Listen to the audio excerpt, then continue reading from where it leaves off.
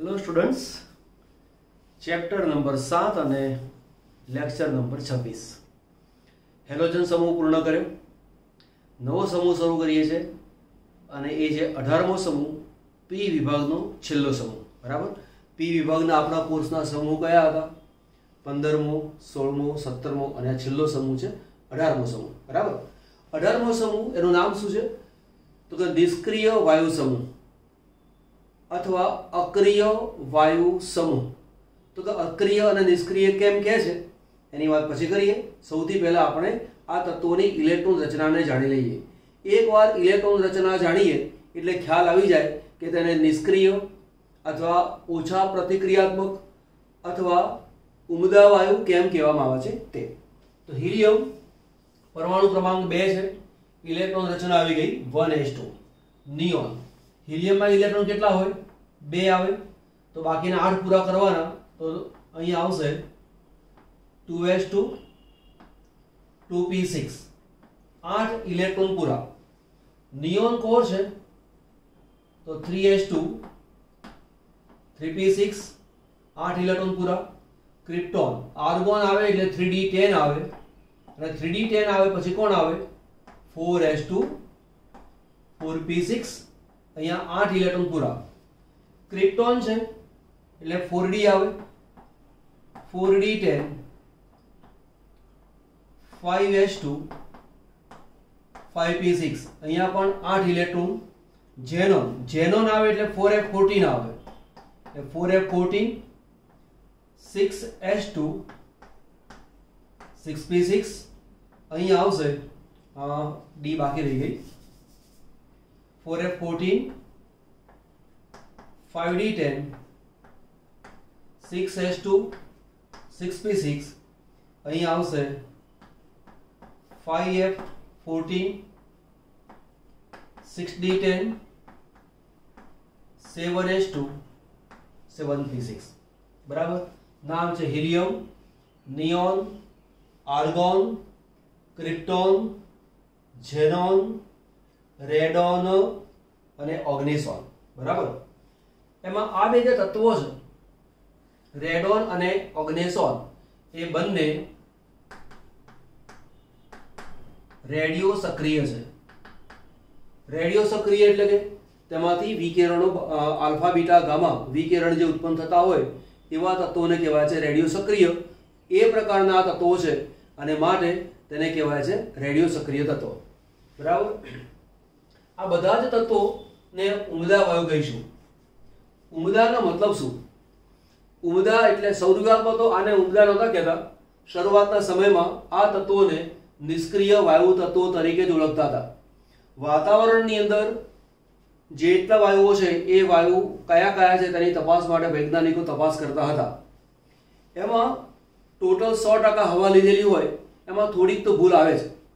तो वैज्ञानिक एवं विचारता था कि प्रयोग में कई भूल हशे माटे 1% भूल आवे छे, पण पाछळथी खबर पड़ी कि जे 1% जे भूल आवती थी एनुं कारण बीजुं कंई नहोतुं कि वातावरणनी अंदर रहेला आ वायुओ कोईनी साथे रिएक्शन करे ज नहीं।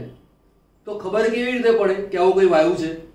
पाछळथी संशोधन थया अने खबर पड़ी कि वातावरणनी अंदर नाइट्रोजन, ऑक्सिजन आ तो छे ज, पानी वराळ पण छे, कार्बन डाइऑक्साइड वायु पण छे, पण 1% जेटला वायु एवा छे जे कोईनी साथे प्रक्रिया करता नथी अने ए वायुओ एने कहेवाय छे निष्क्रिय वायुओ। प्रक्रिया अत्यंत ओછી करे छे माटे अक्रिय वायुओ। अप्रतिक्रियात्मक कोईनी साथे प्रक्रिया करवा माटे तत्पर नथी माटे अप्रतिक्रियात्मक। अने उमदा एटले के ओछा सक्रिय। ओछा सक्रियनो मतलब शुं? हीलियम, नियोन, आर्गोन एना संयोजनो प्राप्त थया नथी, पण जेनोन छे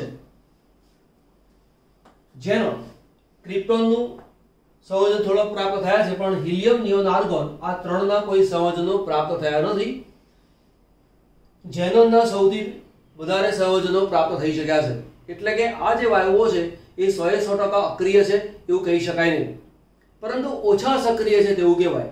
અને ઓછા સક્રિય एनो मतलब के उमदा वायु। तमे जुओ सोनू अने प्लेटिनम आ बंनेने उमदा तत्वो कहेवाय छे। उमदा एटले के તે પ્રક્રિયામાં ભાગ ના જ લે એવું નહીં, ભાગ લે પરંતુ તેનું પ્રમાણ બહુ જ ઓછું છે અને એટલા માટે તેને ઉમદા તત્વો તરીકે ઓળખવામાં આવે છે. તો તે રીતે આ જે વાયુઓ છે એમને ઉમદા વાયુ કહીશું. હિલિયમને બાદ કરતા દરેકની અંદર H2P6 રચના આવે છે. એટલે એવું કહેવાય કે હિલિયમની રચના 1s2 છે, તે સિવાયના તત્વોની ઇલેક્ટ્રોન રચના NH2NP6 છે. 6 ને 2 8 ઇલેક્ટ્રોન.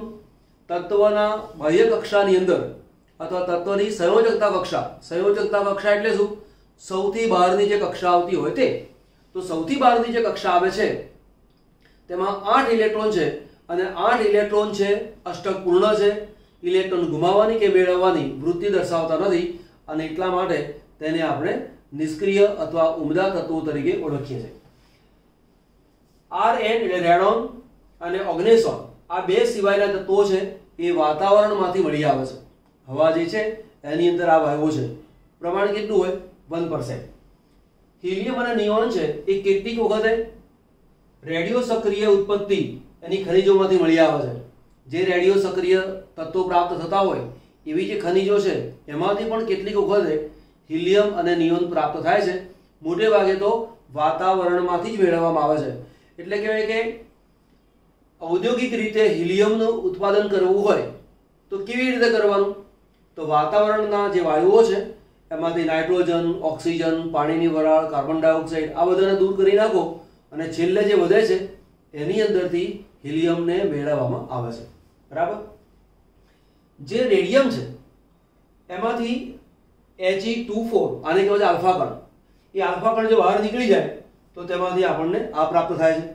તો આ અને આનો સરવાળો આટલો થવો જોઈએ. એટલે 22 ને 4 26 થયા અને અહીંયા એટલે 226 થયા. 26 ને 2 88. તો આ તમારા સમીકરણ યાદ રાખવાનું. પરીક્ષાની અંદર પૂછે રેડિયમમાંથી He2 બહાર નીકળી જાય તો કયું તત્વ પ્રાપ્ત થાય? તો આ રેડિયમ છે અને આ છે રેડોન, અક્રિય તત્વ. તો અક્રિય તત્વ રેડોન એ કોઈ વાતાવરણમાંથી મળતું નથી પરંતુ જે રેડિયમ છે, રેડિયોએક્ટિવ તત્વ છે એની અંદરથી પ્રાપ્ત થયેલું છે. બીજું છે ઓગ્નેસોન. ઓગ્નેસોન બને છે કેવી રીતે? આ લેબોરેટરીમાં વૈજ્ઞાનિકે બનાવેલું તત્વ છે. બરાબર. આર્ટિફિશિયલ તત્વ કહેવાય. કેલિફોર્નિયમ તેની ઉપર કેલ્શિયમ આયનનું બોમ્બાર્ડિંગ કરવામાં આવે અને તેના કારણે આ તત્વ પ્રાપ્ત થાય છે. હવે તમે જુઓ અહીંયા N01 એવું લખેલું છે. એનો મતલબ કે તે ન્યુટ્રોન છે. બરાબર. એનું દળ 1 એકમ છે અને અહીંયા તેનામાં પ્રોટોન કોઈ હોય નહીં. નોર્મલી આપણે કોઈ તત્વ લખેલું હોય, દાખલા તરીકે લખું છું કાર્બન 6 અને 12, તો આ જે 6 છે એ શું બતાવે છે? પ્રોટોનની સંખ્યા. તો આ તો ન્યુટ્રોન છે. ન્યુટ્રોનની અંદર પ્રોટોન ના હોય એટલે મૂકી દીધા 0. અને આ જે છે એ શું બતાવે? દળ. તો એનું 1 એકમ દળ છે. જેમ પ્રોટોનનું દળ 1 એકમ એ રીતે ન્યુટ્રોનનું દળ પણ 1 એકમ આવેલું છે. રેડિયમ અને ઓગ્નેસોન આરે લખીશું. તેને વિરલ તત્વો તરીકે ઓળખીશું. વિરલ એટલે શું? અત્યંત ઓછા પ્રમાણમાં મળી આવતા હોય તેવા તત્વોને વિરલ તત્વો તરીકે ઓળખવામાં આવે છે. બરાબર. એકવાર નોંધ કરી દો પછી આપણે આગળ વધીએ. ચલો આ તત્વો વિશે વિચારીએ. સૌથી પહેલા ભણીશું આયનીકરણ એન્થાલ્પી. હમણાં કહ્યું તેમ કે દરેક પરમાણુની સંયોજકતા કક્ષાની અંદર 8 ઇલેક્ટ્રોન આવેલા છે હિલિયમ સિવાય. હિલિયમમાં કેટલા છે? 2. ઓકે. કોઈ પણ પરમાણુ ઇલેક્ટ્રોન ગુમાવવાની ઈચ્છા ધરાવતો હોય તો ઇલેક્ટ્રોન દૂર કરવા માટે ઓછી ઉર્જા આપવી પડે. પણ આ જે તત્વો છે એમાં તો અષ્ટક પૂરેપૂરું છે. માટે તેમાંથી જો ઇલેક્ટ્રોન દૂર કરવો હોય તો અત્યંત ઊંચી ઉર્જા આપવી પડે છે, જે નોર્મલી શક્ય નથી. માટે એવું કહેવાય કે આ જે પરમાણુ છે એમની આયનીકરણ એન્થાલ્પી અત્યંત ઊંચી છે, કેમ કે અષ્ટક કમ્પ્લીટ છે. બીજી વસ્તુ, helium, neon, argon, krypton, xenon કદ ક્રમશઃ વધતું જાય છે. પરિણામે ઇલેક્ટ્રોન જો દૂર કરવો છે, સમજો ઇલેક્ટ્રોનને દૂર કરવા માટે ઊંચી શક્તિ આપવી પડે છે, એ તો છે જ. પરંતુ જો કમ્પેરિઝન કરવા જઈએ તો આના કરતાં આની ઓછી હોય, આના કરતાં આની ઓછી, એના કરતાં આની ઓછી, એના કરતાં આની ઓછી. તો આયનીકરણ એન્થાલ્પી ખૂબ વધુ આ તો એવું કહેવાય સરળ નથી, અને છતાં જો ગણવા જોવા જવું તો શું કહેવાય? હિલિયમ થી ઝેનોન સુધી લખીશું. હિલિયમ થી ઝેનોન આયનીકરણ એન્થાલ્પી ક્રમશઃ ઘટે છે. બરાબર. પછી છે પરમાણુ ત્રિજ્યા. હિલિયમ કરતા નિયોનનું કદ મોટું, એના કરતા આ કદ મોટું. આનો ક્વોન્ટમ નંબર કેટલો? 2, 1s2. બરાબર. સોરી, આ 1s2 છે એટલે ક્વોન્ટમ નંબર 1. આ હિલિયમ થયો. આ નિયોન. નિયોનમાં શું આવે? Helium core 2s2 2p4, sorry 2s2 2p6. Quantum number કેટલો આવ્યો? 2. તો જેમ જેમ હિલિયમ થી આગળ જાઓ છો તેમ તેમ ક્વોન્ટમાંક, મુખ્ય ક્વોન્ટમાંક અથવા એમ કહીશું કદ તેનું વધતું જાય છે. તો કહીશું પરમાણુ ત્રિજ્યા હિલિયમ થી ઝેનોન ક્રમશઃ વધે છે. ક્રમશઃ વધે છે. બીજો મુદ્દો છે આપણી પાસે, અને એ છે ઇલેક્ટ્રોન પ્રાપ્તિ એન્થાલ્પી. ઇલેક્ટ્રોન પ્રાપ્તિ એન્થાલ્પી એટલે કે શું? Delta EGH, electron gain enthalpy. હવે ઇલેક્ટ્રોન ગેઇન એન્થાલ્પી શું છે? અગાઉ વાત કરેલી છે. કોઈ તટસ્થ પરમાણુ છે, એમાં તમે ઇલેક્ટ્રોનને દાખલ કરો અને જે ઉર્જા મુક્ત થાય તે ઉર્જાને ઇલેક્ટ્રોન ગેઇન એન્થાલ્પી એવું કહેવાય. હવે પરમાણુને ઇલેક્ટ્રોન માટે આકર્ષણ છે જ નહીં, અને જો તમે ઇલેક્ટ્રોન દાખલ કરવા જશો તો પરમાણુ તે ઇલેક્ટ્રોનને સ્વીકારવા માટે તૈયાર છે નહીં. છતાં પણ જો બળજબરીથી ઇલેક્ટ્રોન દાખલ કરવો હોય તો તમારે સામેથી ઉર્જા આપવી પડે. એટલે એવું કહેવાય કે તેની ઇલેક્ટ્રોન ગેઇન એન્થાલ્પી એનું મૂલ્ય છે અત્યંત ઓછું, અથવા એવું કહીશું ધન મૂલ્ય ધરાવે છે. ધન મૂલ્ય એટલે કે ઉષ્મા શોષક પ્રક્રિયા છે. આ જે પ્રક્રિયા છે એ કેવી બની ગઈ? ઉષ્મા શોષક પ્રક્રિયા છે. ઉર્જા તમારે સામેથી આપવી પડે, મુક્ત ના થાય. ભૌતિક ગુણધર્મો લઈશું. બધા તત્વો એક પરમાણુય છે. હવે એક પરમાણુય એટલે શું? તો પહેલા આપણે બીજું ભણી લઈએ ઉદાહરણ. દાખલા તરીકે હું આવું કહી શકું કે H2 એવું હોય, Cl2 એવું હોય, O2 એવું પણ હોય, N2 એવું પણ હોય, P4 એવું હોય. પરંતુ હિલિયમ છે એ He2 એવું ના હોય, નિયોન Ne2 એવું ના હોય. તો કેમ ના હોય? તો પહેલા એ સમજો કે આ કેમ હોય એ પહેલા સમજી લઈએ, અને પછી આ સમજીએ કે કેમ ના હોય. બરાબર. આપણે H2 ની વાત કરી લઈએ. H2 ની પાસે ઇલેક્ટ્રોન કેટલા છે? 1. આ બીજો H છે, એની પાસે 1 ઇલેક્ટ્રોન છે. તો 1 ઇલેક્ટ્રોન આની પાસે, 1 ઇલેક્ટ્રોન આની પાસે. દરેક પરમાણુ પોતાની નજીકના અક્રિય વાયુ તત્વ જેવી રચના મેળવવા માટે પ્રયત્ન કરે. હાઇડ્રોજન નો પરમાણુ ક્રમાંક 1. તો હાઇડ્રોજનની નજીકનો અક્રિય વાયુ કોણ? હાઇડ્રોજનનો પરમાણુ ક્રમાંક 1. એની નજીકનો અક્રિય વાયુ કોણ? હિલિયમ. એટલે હાઇડ્રોજનને એવું થાય કે મારી રચના હિલિયમ જેવી થઈ જાય તો સારું. તો હાઇડ્રોજન હિલિયમ જેવી રચના મેળવવા માટે પ્રયત્ન કરે. તો આ માટે શું કરે? આને 1 ઇલેક્ટ્રોનની જરૂર છે, આને પણ 1 ઇલેક્ટ્રોનની જરૂર છે. આ પોતાનો ઇલેક્ટ્રોન આને આપવા માટે તૈયાર નથી, આ પોતાનો ઇલેક્ટ્રોન આને આપવા માટે તૈયાર નથી. પરિણામે શું કરે? બંને પરમાણુઓ 1 ઇલેક્ટ્રોનની ભાગીદારી કરે. આની રચના હિલિયમ જેવી, આની રચના હિલિયમ જેવી. તો કે પરમાણુની સંયોજકતા કક્ષાની અંદર 1 ઇલેક્ટ્રોન છે માટે ભાગીદારી કરીને અષ્ટક પૂરું કરે. માનો કે ક્લોરીનની વાત કરવા જઈએ તો ક્લોરીન આવું થાય. તો ક્લોરીનની સંયોજકતા કક્ષામાં અહીંયા 2, 2 4, 2 6 અને 7 ઇલેક્ટ્રોન. બીજો ક્લોરીન છે એની પાસે પણ 2, 4, 6 અને 7 ઇલેક્ટ્રોન. તો અષ્ટક આ પૂરું થયું, અષ્ટક આ પૂરું થયું. ટૂંકમાં જેની પાસે અષ્ટક નથી એ અષ્ટક મેળવવા માટે પ્રયત્ન કરે. આ માટે કાં તો ઇલેક્ટ્રોન ગુમાવે, કાં તો ઇલેક્ટ્રોનની ભાગીદારી કરે. ઇલેક્ટ્રોન ગુમાવે, કાં તો મેળવે, કાં તો ભાગીદારી કરે. આવું કંઈક કરે. ક્યારે કરે? અષ્ટક પૂર્ણ નથી તો. પણ આ વાયુઓ જે છે હિલિયમ, નિયોન, આર્ગોન, ક્રિપ્ટોન, એમાં હિલિયમ સિવાયના તમામે તમામ પરમાણુઓની અંદર અષ્ટક પૂર્ણ છે. પરિણામે આ ઇલેક્ટ્રોન ભાગીદારી આ પરમાણુઓ ઇલેક્ટ્રોનોની ભાગીદારી કરતા નથી. પરિણામે આ એક He છે એની પાસે 2 ઇલેક્ટ્રોન છે, આ બીજો He છે એની પાસે 2 ઇલેક્ટ્રોન છે. નથી આને આની જરૂર કે નથી આને આની જરૂર અને એકલા જ રહે છે, અને એકલા જ રહેતા હોવાને કારણે તેને કહેવાય છે એક પરમાણુવીય. તો અક્રિય તત્વ કદાપી અણુ તરીકે ના જોવા મળે, એ પરમાણુ તરીકે જ જોવા મળે. O2 અણુ કહેવાય, Cl2 અણુ કહેવાય. જો એકલો O તો પરમાણુ કહેવાય, પણ O2 અણુ કહેવાય. એકલું P તો પરમાણુ થયો, પણ P4 અણુ કહેવાય. તો આ જે તત્વો છે એ અણુ તરીકે હોતા નથી. આને તમે પરમાણુ કહો તો પરમાણુ, અણુ કહો તો અણુ, બધું એક જ છે. એટલે એવું કહેવાય કે તે એક પરમાણુવીય છે.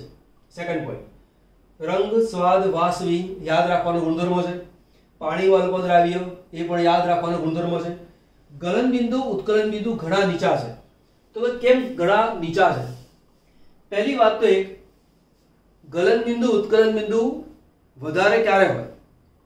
તો કે જો અણુ વચ્ચેનું આકર્ષણ બળ બહુ જ પ્રબળ હોય, અથવા પરમાણુ છોડ અત્યારે અણુ વચ્ચેનું આકર્ષણ બહુ જ પ્રબળ હોય તો તેનું ગલન બિંદુ, ઉત્કલન બિંદુ વધારે હોય. હવે આ જે હિલિયમ પરમાણુ છે, હિલિયમ પરમાણુ બેની વચ્ચે કોઈ બંધ બનતો જ નથી. એટલે કે આ બે વચ્ચે કોઈ ખાસ આકર્ષણ છે જ નહીં, એટલે કુદરતી રીતે જ દૂર રહે છે. પરિણામે આ પદાર્થની અંદર ગલન બિંદુ, ઉત્કલન બિંદુ અત્યંત નીચા છે. એને બહુ જ પ્રેશરમાં લાવો, બહુ જ ટેમ્પરેચર નીચું તમે લઈ જાઓ ત્યારે તે પ્રવાહીમાં રૂપાંતર પામે. એ સિવાય પ્રવાહીમાં પણ રૂપાંતર ના પામે.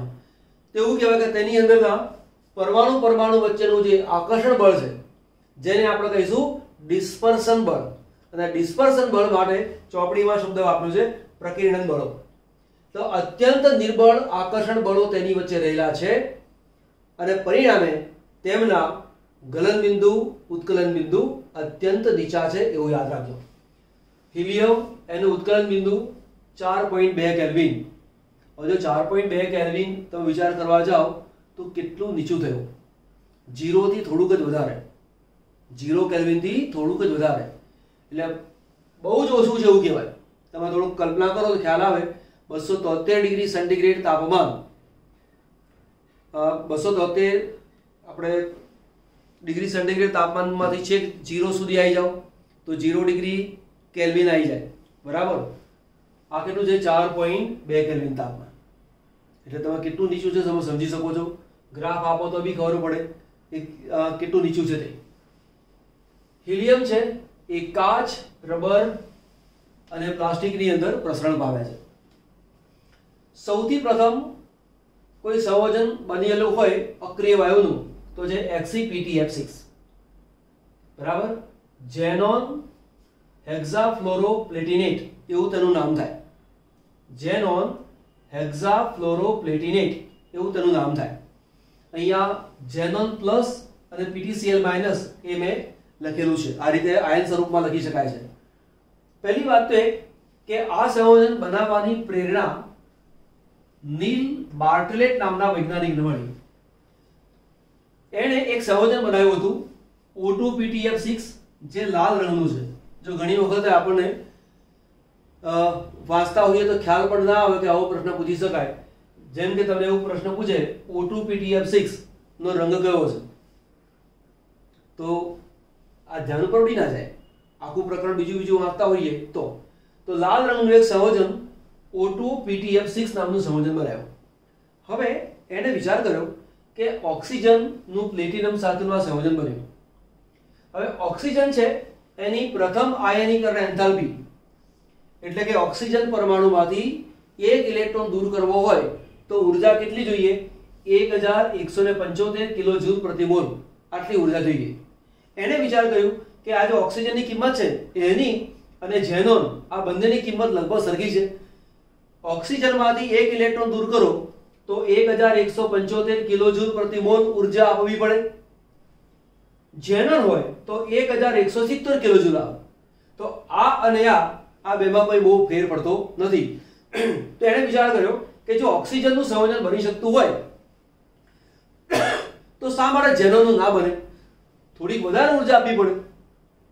એને પ્રયત્ન કર્યો અને સફળતા પ્રાપ્ત થઈ અને બધા જ અક્રિય તત્વો જે આપેલા છે એમાંથી સૌથી પહેલું અક્રિય વાયુ તત્વોનું સંયોજન પ્રાપ્ત થયું હોય તો XePtF6 નામનું સંયોજન પ્રાપ્ત થયું. બરાબર. તો આ તેની પ્રેરણા મળી. એ પણ લાલ રંગનો પદાર્થ છે, આ પણ લાલ રંગનો પદાર્થ છે. પહેલો તેણે આ બનાવ્યો અને આ બન્યો, એની પરથી પ્રેરણા મળી અને એ પ્રેરણાને આધારે આ સંયોજન મળ્યું. ત્યાર પછી તો ઘણા બધા સંયોજન મળ્યા, પણ ખાસ વાત એ ઝેનોનના જેટલા સંયોજનો બને છે એક પણ જોડાય કોની સાથે? પ્રબળ વિદ્યુત ઋણ ઓક્સિજન અને પ્રબળ વિદ્યુત ઋણ ફ્લોરિન, આ બેની સાથેના જ સંયોજનો પ્રાપ્ત થયા છે. એ સિવાયના તત્વો એની સાથે તે જોડાવા માટે પ્રયત્ન કરતો નથી. તો આ વાતને બરાબર ધ્યાન ઉપર લેવાની. પ્રબળ વિદ્યુત ઋણ એવા ઓક્સિજન અને ફ્લોરિનની સાથે જ તેની રાસાયણિક પ્રક્રિયાઓ થઈ છે. જે ક્રિપ્ટોન છે એનું Kr(F2) નામનું સંયોજન જાણીતું છે. ઉપયોગ ક્યાં થાય છે તો તમે જો આની ઓળખ ક્યાં છે તો RnF2 રેડિયો અનુગ્રાપકમાં આમાં થાય છે. રેડિયો અનુગ્રાપક એટલે શું? હવે તમે શું એક નાની વસ્તુ સમજાવું છું. આને કહેવાય છે રેડિયો ટ્રેસર પદ્ધતિ. રેડિયો ટ્રેસર પદ્ધતિમાં એક સાદું ઉદાહરણ આપું તમે સમજો. દાખલા તરીકે મારી પાસે એક પદાર્થ છે CH3COOH અને બીજું છે CH3OH. પ્રક્રિયા દરમિયાન બરાબર ધ્યાનથી સમજો. અહીંથી H દૂર કરું છું, અહીંયાથી OH દૂર કરું છું અને નિપજ લખું છું આ રીતે CH3 C બે વાર ઓક્સિજન અને એક વાર CH3. H અને OH દૂર થયા એટલે H2O આવું બને. એમાં કરીશું આપણે આ એસિડ છે એમાંથી H દૂર કર્યો અને આલ્કોહોલમાંથી OH દૂર કર્યો. પણ કોઈ એમ વિચાર કરે કે ના ના ના મારે એવું નથી વિચારવું, આમાંથી OH જાય છે ને, આપણે એવું નથી કરતા. આમાંથી H જાય અને આમાંથી OH જાય.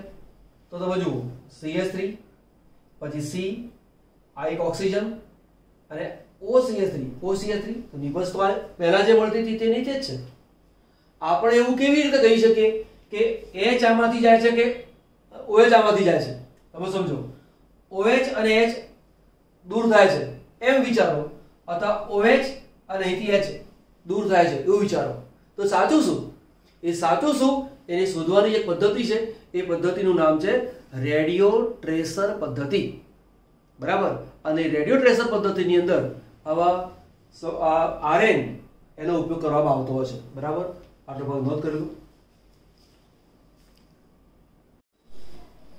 અગત્યના સંયોજનો છે XeF2, XeF4 અને XeF6. આ જે સંયોજનો છે એ બનાવવાના 3 સમીકરણો છે. દરેક છોકરાએ મોડે કરવાના જ. તાપમાન દબાણ બદલાય અને પ્રમાણ બદલાય તો સંયોજન બદલાય. જેમ કે ઝેનોનની F2 ગેસ સાથે પ્રક્રિયા કરો તો XeF2 બને. તાપમાન 673 કેલ્વિન, તાપમાન 1 બાર દબાણ. અહીંયા ઝેનોનનું પ્રમાણ વધુ, અહીંયા ઝેનોન અને F2 નું પ્રમાણ 1:5. આ જેટલું તો તેના કરતા 5 ગણો જથ્થો લેવાનો અને પછી પ્રયોગ કરવાનો. ભલે એનો F2 છે અહીંયા આવશે 2F2. બરાબર. 6 છે એટલે કેટલા આવશે અહીંયા 3. તો બેલેન્સ ની રીતે જોવાનું નહીં.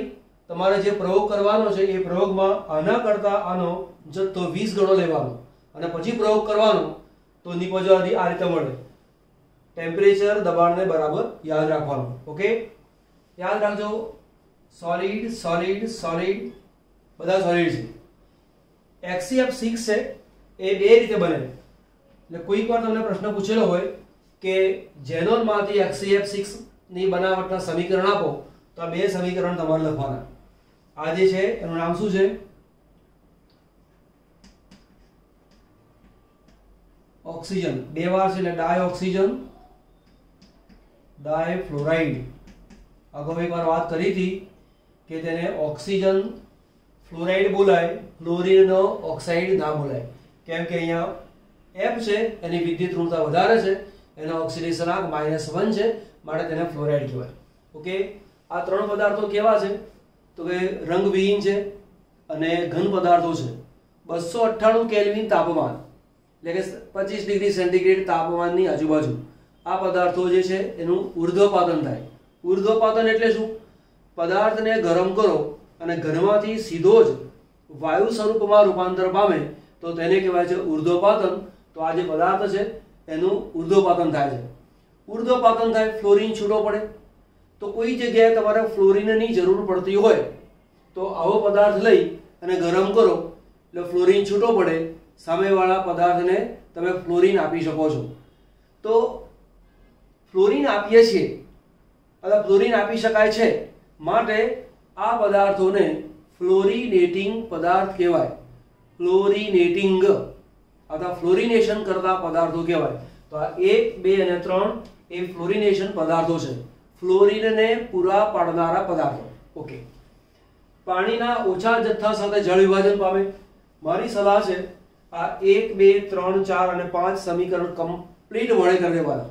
પરીક્ષામાં બહુ વાર પૂછાયા છે, જુદી જુદી રીતે પૂછે છે, પરંતુ સમીકરણને પાક્કા મોડે કરી લેવાના. પહેલું સમીકરણ છે HCF2, પાણી સાથે પ્રક્રિયા કરો તો ઝેનોન છૂટવું પડે, HF બને અને O2 છૂટવું પડે. આ ત્રણ સમીકરણ હું તમને સરસ રીતે યાદ રખાવું, ધ્યાન આપજો. થોડી ટેકનિક બુદ્ધિ વાપરશો એટલે આ ત્રણે ત્રણ સમીકરણ તમને હમણાં જ યાદ રહી જશે. ઓકે, તમારે કામ શું કરવાનું છે? જો HCF6 ની પ્રક્રિયા H2O સાથે કરી. હવે તમે સમજો, થોડી ટેકનિક બુદ્ધિ વાપરવાની. ઓક્સિજનની સંયોજકતા કેટલી? -2. F ની સંયોજકતા કેટલી આવી? -1.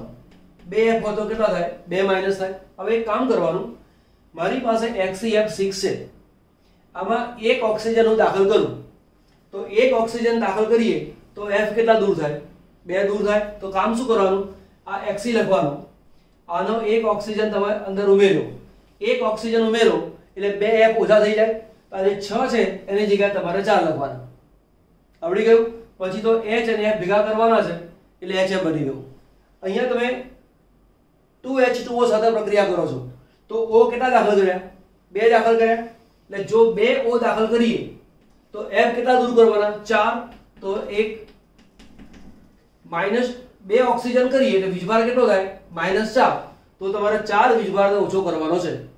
ટૂંકમાં એક ઓક્સિજન દાખલ થાય તો 2 F દૂર કરવાના, 2 ઓક્સિજન દૂર થાય દાખલ થાય તો તમારે 4 F ને દૂર કરવાના. તો તમે જુઓ 2H2O છે તો અહીંયા 2 ઓક્સિજન દાખલ કર્યા તો Xc, પછી 2 ઓક્સિજન દાખલ કર્યા એટલે O2, તો 4 F ને દૂર કરી નાખો એટલે કેટલા રહ્યા? F2, પછી HF મળવાનું છે. અહીંયા તમે 3 ઓક્સિજન એટલે 3H2O એટલે કે 3 ઓક્સિજન દાખલ કર્યા તો 3 ઓક્સિજન દાખલ કર્યા એટલે XCO3, તો 6 F નીકળી ગયા તો બની ગયું છે. હવે તમે સમજો, અહીંયા માત્ર એક પાણીનો અણુ દૂર થાય છે, સોરી ઉમેરાય છે. અહીંયા 2 પાણીના અણુ ઉમેરાય, અહીંયા 3 ઉમેરાય. હવે નવા ઓક્સિજનની કોઈ શક્યતા છે નહીં. તો આ જે જળ વિભાજન છે એને કહેવાય છે આંશિક જળ વિભાજન, જ્યારે આને કહેવાય છે પૂર્ણ જળ વિભાજન.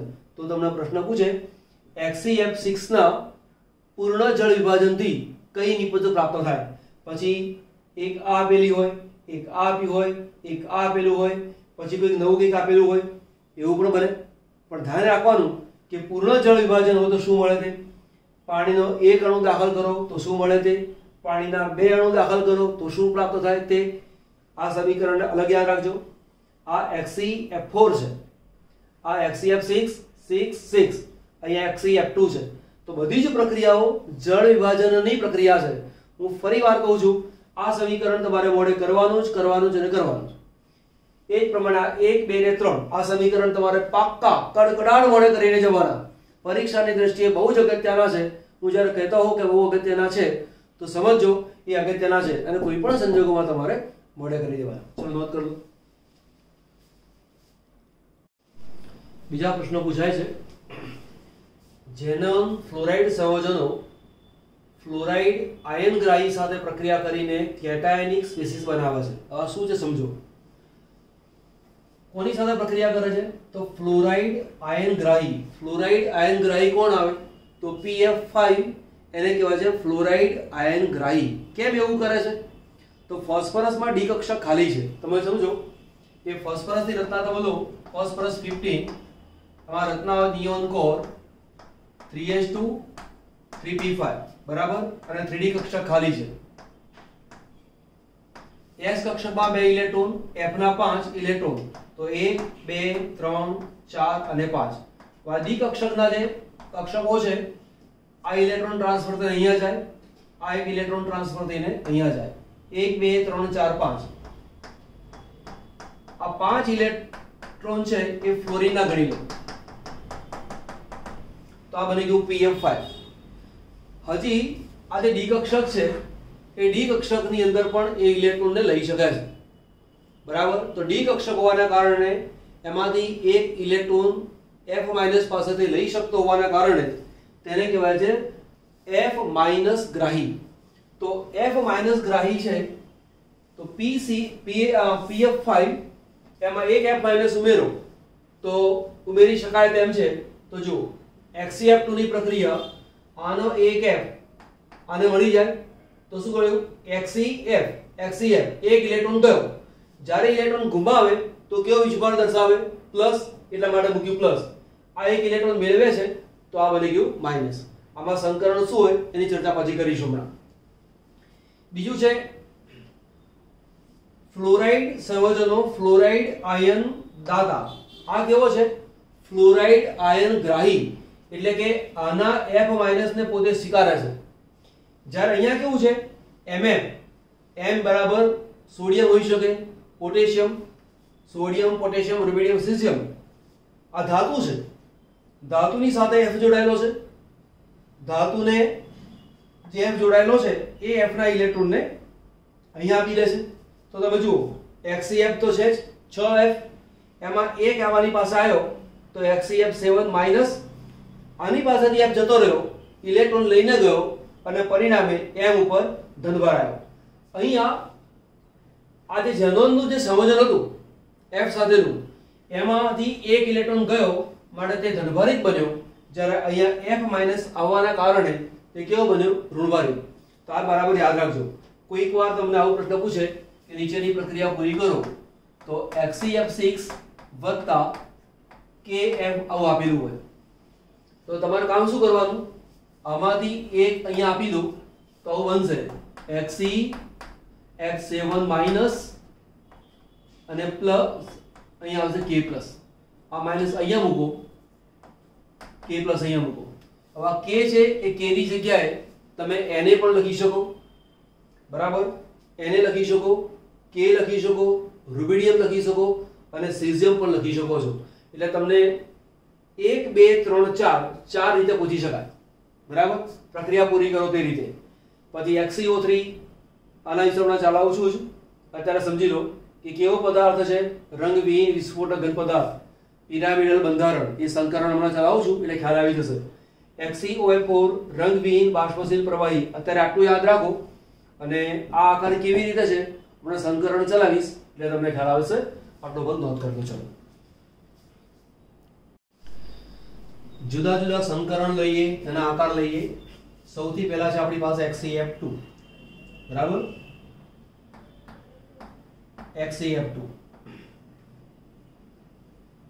HCF2 લેવું હોય તો આપણે Z શોધવું પડે. તેના માટે Z શોધી લઈએ તો કે Z બરાબર 1/2 કેન્દ્રસ્થ પરમાણુની સંયોજકતા કક્ષાના કુલ ઇલેક્ટ્રોન. કેન્દ્રસ્થ પરમાણુ ઝેનોન ગણો. ઝેનોન સંયોજકતા કક્ષામાં 8 ઇલેક્ટ્રોન એટલે મૂક્યા મેં 8 પ્લસ એક સંયોજક પરમાણુની સંખ્યા 2 એટલે અહીંયા મૂક્યા મેં 2 તો કેટલા આયા? 8 ને 2 10, 10 ભાગ્યા 2 એટલે 5. અને જો Z બરાબર 5 હોય તો તેનું સંકરણ કયું થાય? sp3d બરાબર. તો આ આપણે ભણેલા છીએ. સંકરણ કયું થયું? sp3d. તો આની મારે રચના બનાવવી હોય તો sp3d માટેનો આકાર કયો થાય? તો આકાર આવો છે, ત્રિકોણીય દ્વિપિરામિડલ. આ ત્રિકોણીય દ્વિપિરામિડલ. હવે ત્રિકોણીય દ્વિપિરામિડલમાં સેન્ટરમાં કોણ આવે? x. એક કક્ષક આ બાજુ હોય, એક કક્ષક આ બાજુ હોય, બીજી કક્ષક આ બાજુ હોય, એક કક્ષક અહીંયા હોય અને એક કક્ષક અહીંયા હોય. આ છે ત્રિકોણીય દ્વિપિરામિડલની રચના. હવે f આપણી પાસે કેટલા છે? માત્ર 2 જ છે. તો એક f અહીંયા આવે, બીજો f અહીંયા આવે. આ જે છે એ અબંધકારક ઇલેક્ટ્રોન યુગ્મ છે. અહીંયા પણ અબંધકારક ઇલેક્ટ્રોન યુગ્મ, અહીંયા પણ અબંધકારક ઇલેક્ટ્રોન યુગ્મ. એટલે તમે આમ દર્શાવો કે ના દર્શાવો, તમે આવું દર્શાવો તો પણ ચાલે, આ રીતે દર્શાવો તો પણ ચાલે. હવે ત્રિકોણીય દ્વિપિરામિડલ કેવી રીતે? તો તમે જુઓ, આ તો xc આપણી પાસે છે જ. તમે આ વિચારો, આ રચના બની ગઈ ત્રિકોણ. આ રચના કેવી થઈ ગઈ? ત્રિકોણની. હવે આ જે રચના છે પિરામિડ જેવી રચના, તો તમે આમ ગણો, એક પિરામિડ ઉપર બાજુ, બીજો પિરામિડ નીચે, તો એવું કહેવાય ત્રિકોણીય દ્વિપિરામિડલ. આ જે ત્રિકોણ, આ જે રચના છે એ રચના કેવી થઈ? પિરામિડ આકારની. એક પિરામિડ ઉપર, બીજો પિરામિડ નીચે. તો ઇલેક્ટ્રોન યુગ્મની ગોઠવણી આવી થાય. ઇલેક્ટ્રોન યુગ્મોની જે ગોઠવણી છે એને કહેવાય ત્રિકોણીય દ્વિપિરામિડલ. પણ અણુ આકાર પૂછેલો હોય, અણુ આકાર, તો તેની અંદર આ 1, 2 અને 3 એને ધ્યાન ઉપર લેવાના નહીં. એની અંદર માત્ર xc, f અને f જ લેવાના. તો તેનો આકાર કેવો થયો? રેખીય. આટલા જેટલા મુદ્દાઓ અત્યારે ચાલે છે સંકરણના, એ તમામે તમામ અગત્યના છે, સહેલા છે. જે રીતે શીખવાડું છું એ રીતે તમને યાદ રહી જશે, ગોખવાની કોઈ જરૂર પડશે નહીં. પરંતુ મોસ્ટ ઇમ્પોર્ટન્ટ છે એટલું યાદ રાખજો. પરીક્ષામાં સંકરણ પૂછાય છે, આકાર પૂછાય છે. આકાર રેખીય છે. અહીં તમે આકાર ખૂણો જુઓ, f, xc અને f, આ બંધકોણ કેટલો થાય? 180. તો કે f, xc અને f 180 ડિગ્રી. બીજું છે કેન્દ્રસ્થ પરમાણુની આજુબાજુ અબંધકારક ઇલેક્ટ્રોન યુગ્મની સંખ્યા. તો આના માટે મેં વચ્ચે એક પીરિયડમાં શીખવાડી દઉં. તમારે કામ શું કરવાનું? કુલ ઇલેક્ટ્રોન ગણી નાખવાના. બરાબર? તો પહેલા આપણે કુલ ઇલેક્ટ્રોન ગણી લઈએ. કુલ ઇલેક્ટ્રોન કયા? સંયોજકતા કક્ષાના. સંયોજકતા કક્ષાના. તો મારી પાસે કોણ છે? એક ઝેનોન છે. તો ઝેનોનના સંયોજકતા કક્ષાના ઇલેક્ટ્રોન આવે મારી પાસે 8. જે f છે એના ઇલેક્ટ્રોન કેટલા આવે? 7. એ ટોટલ કેટલા થયા? 8 ને 7 15. હવે તમારે કરવાનું શું? 15 ને 8 વડે ભાગી નાખો. બરાબર? તો 8 એકા 8. બરાબર? તો કેટલા વધ્યા? ફરી જોઈ લઈએ. 8 અને 2 છે ને f, એટલે 2 છે આપણી પાસે, એટલે 2 f થયા, એટલે 7 દુ 14 ઇલેક્ટ્રોન થયા. એટલે 14 ને 8 22 આયા. હવે 22 ભાગ્યા આપણે 8 કરી દઈએ તો 8 દુ 16 થાય. બરાબર? અહીં 6 આયા, અહીંયા 0. આ શેષ વધી ગઈ. જે શેષ વધે એને 2 વડે ભાગી નાખો, એટલે કે 6 ભાગ્યા 2 બરાબર કેટલા આયા? 3. તો અબંધકારક ઇલેક્ટ્રોન યુગ્મોની સંખ્યા કેટલી થાય? 3. તો તમે જુઓ 1, 2 અને 3. શરૂઆતમાં તમને અટપટું લાગે, પરંતુ બહુ સહેલી મેથડ છે. તમારે એક જ કામ કરવાનું છે, સંયોજકતા કક્ષાના કુલ ઇલેક્ટ્રોન ગણવાના, એને 8 વડે ભાગો અને શેષ વધે એને ચેક કરી લો, અને જે શેષ આવે એટલા ઇલેક્ટ્રોન બંધમાં ભાગ લેતા નથી. હવે યુગ્મ પૂછેલું છે તો યુગ્મ એટલે કે 2 ઇલેક્ટ્રોન, તો 2 વડે ભાગી નાખો તો 2 તરી 6 એટલે 3 ઇલેક્ટ્રોન યુગ્મ એવા છે કે જે બંધ નિર્માણમાં ભાગ લેતા નથી. એક બીજી વસ્તુ કહું તમને, કોઈક વાર તમને કન્ફ્યુઝનમાં નાખી દે એવો એક પ્રશ્ન છે. અહીંયા દર્શાવ્યું મેં x, xc, અહીંયા મૂક્યો મેં f, અહીંયા મૂક્યો છે f. એક ઇલેક્ટ્રોન યુગ્મ જેમ છે મૂકી દઉં છું. એક ઇલેક્ટ્રોન યુગ્મ અહીંયા છે, બીજું યુગ્મ અહીંયા છે, ત્રીજું યુગ્મ અહીંયા છે. F જે છે F નો ઇલેક્ટ્રોન રચના શું આવે F9 એની રચના છે helium core 2s2 2p5 electron કેટલા આવે 7 તો એક ઇલેક્ટ્રોન અહીંયા બંધમાં વપરાઈ ગયો બાકીના 6 રહ્યા તો 1 2 3 4 5 6 અહીંયા પણ 1 2 3 4 5 અને 6 હવે પ્રશ્ન પૂછવાની પદ્ધતિ સમજો તમને એમ પૂછે કેન્દ્રસ્થ પરમાણુની આજુબાજુ અબંધકારક ઇલેક્ટ્રોન યુગ્મની સંખ્યા કેટલી તો 1 2 ને 3 જો હું જુદા જુદા પ્રશ્ન મૂકતો જઉં છું સાથે જવાબ પણ લખતો જઉં છું એટલે પ્રશ્ન ફેરવીને પૂછે તો આપણને તેનો જવાબ આવડે પહેલો પ્રશ્ન છે કેન્દ્રસ્થ પરમાણુની આજુબાજુ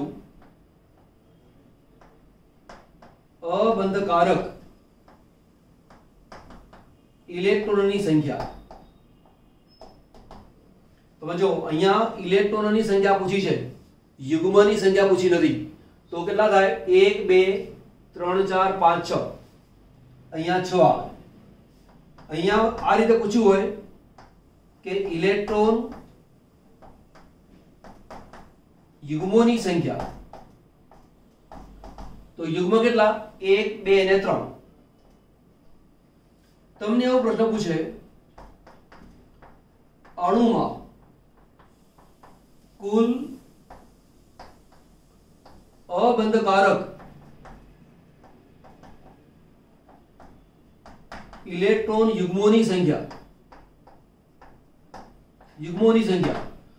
તો ટોટલ અણુમાં પૂછેલા છે તો જો એક યુગ્મ બીજું યુગ્મ ત્રીજું યુગ્મ 4 5 6 7 8 અને 9 તો યુગ્મોની સંખ્યા કેટલી આવે 9 પણ તમને એમ પૂછે અબંધકારક ઇલેક્ટ્રોનની સંખ્યા એટલે કે કુલ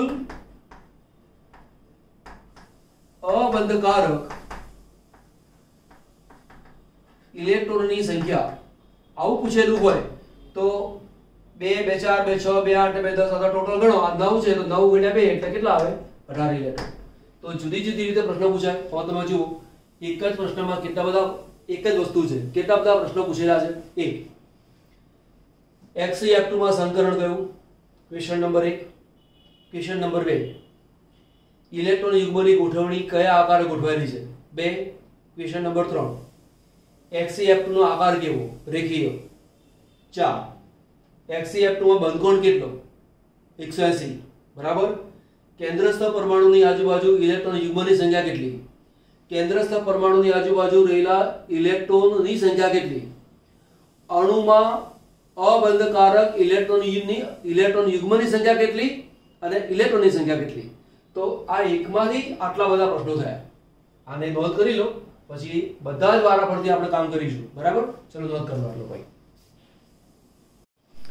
બીજો એક અણુ છે XeF4 સૌથી પહેલા આપણે શું શોધવાનું Z શોધી કાઢવાનું આને કેન્સલ કરી દીધું બરાબર Z પહેલો પોઈન્ટ છે કેન્દ્રસ્થ પરમાણુની સંયોજકતા કક્ષાના કુલ ઇલેક્ટ્રોન ઝેનોન છે ઝેનોનની સંયોજકતા કક્ષામાં ઇલેક્ટ્રોન કેટલા છે 8 એટલે અહીંયા આપણે મૂકી દીધા 8 પ્લસ એક સંયોજક પરમાણુની સંખ્યા કેટલી છે 4 એટલે મૂક્યા મેં 4 ઓછા સ્પીસીઝ નો વીજભાર તો આની પર કોઈ પણ જાતનો વીજભાર નથી માટે મૂકી દેવાના 0 બરાબર મેં ના મૂક્યું આ ના મૂક્યું તો પણ ચાલતું તો કેટલા થાય 8 ને 4 12 12 ભાગ્યા 2 2 એટલે કેટલા આયા 6 આપણને અગાઉના પીરિયડમાં શીખવાડેલું છે કે Z બરાબર જો 6 હોય તો તેનું સંકરણ થાય sp3d2 sp3d2 છે તો સંકરણ કયું થયું અરે sp3d2 મારે આકાર જે છે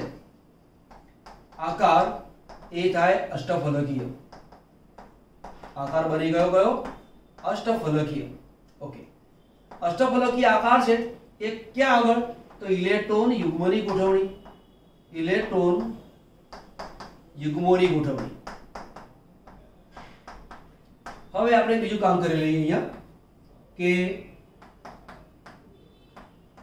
કેન્દ્રસ્થ પરમાણુની આજુબાજુ અબંધકારક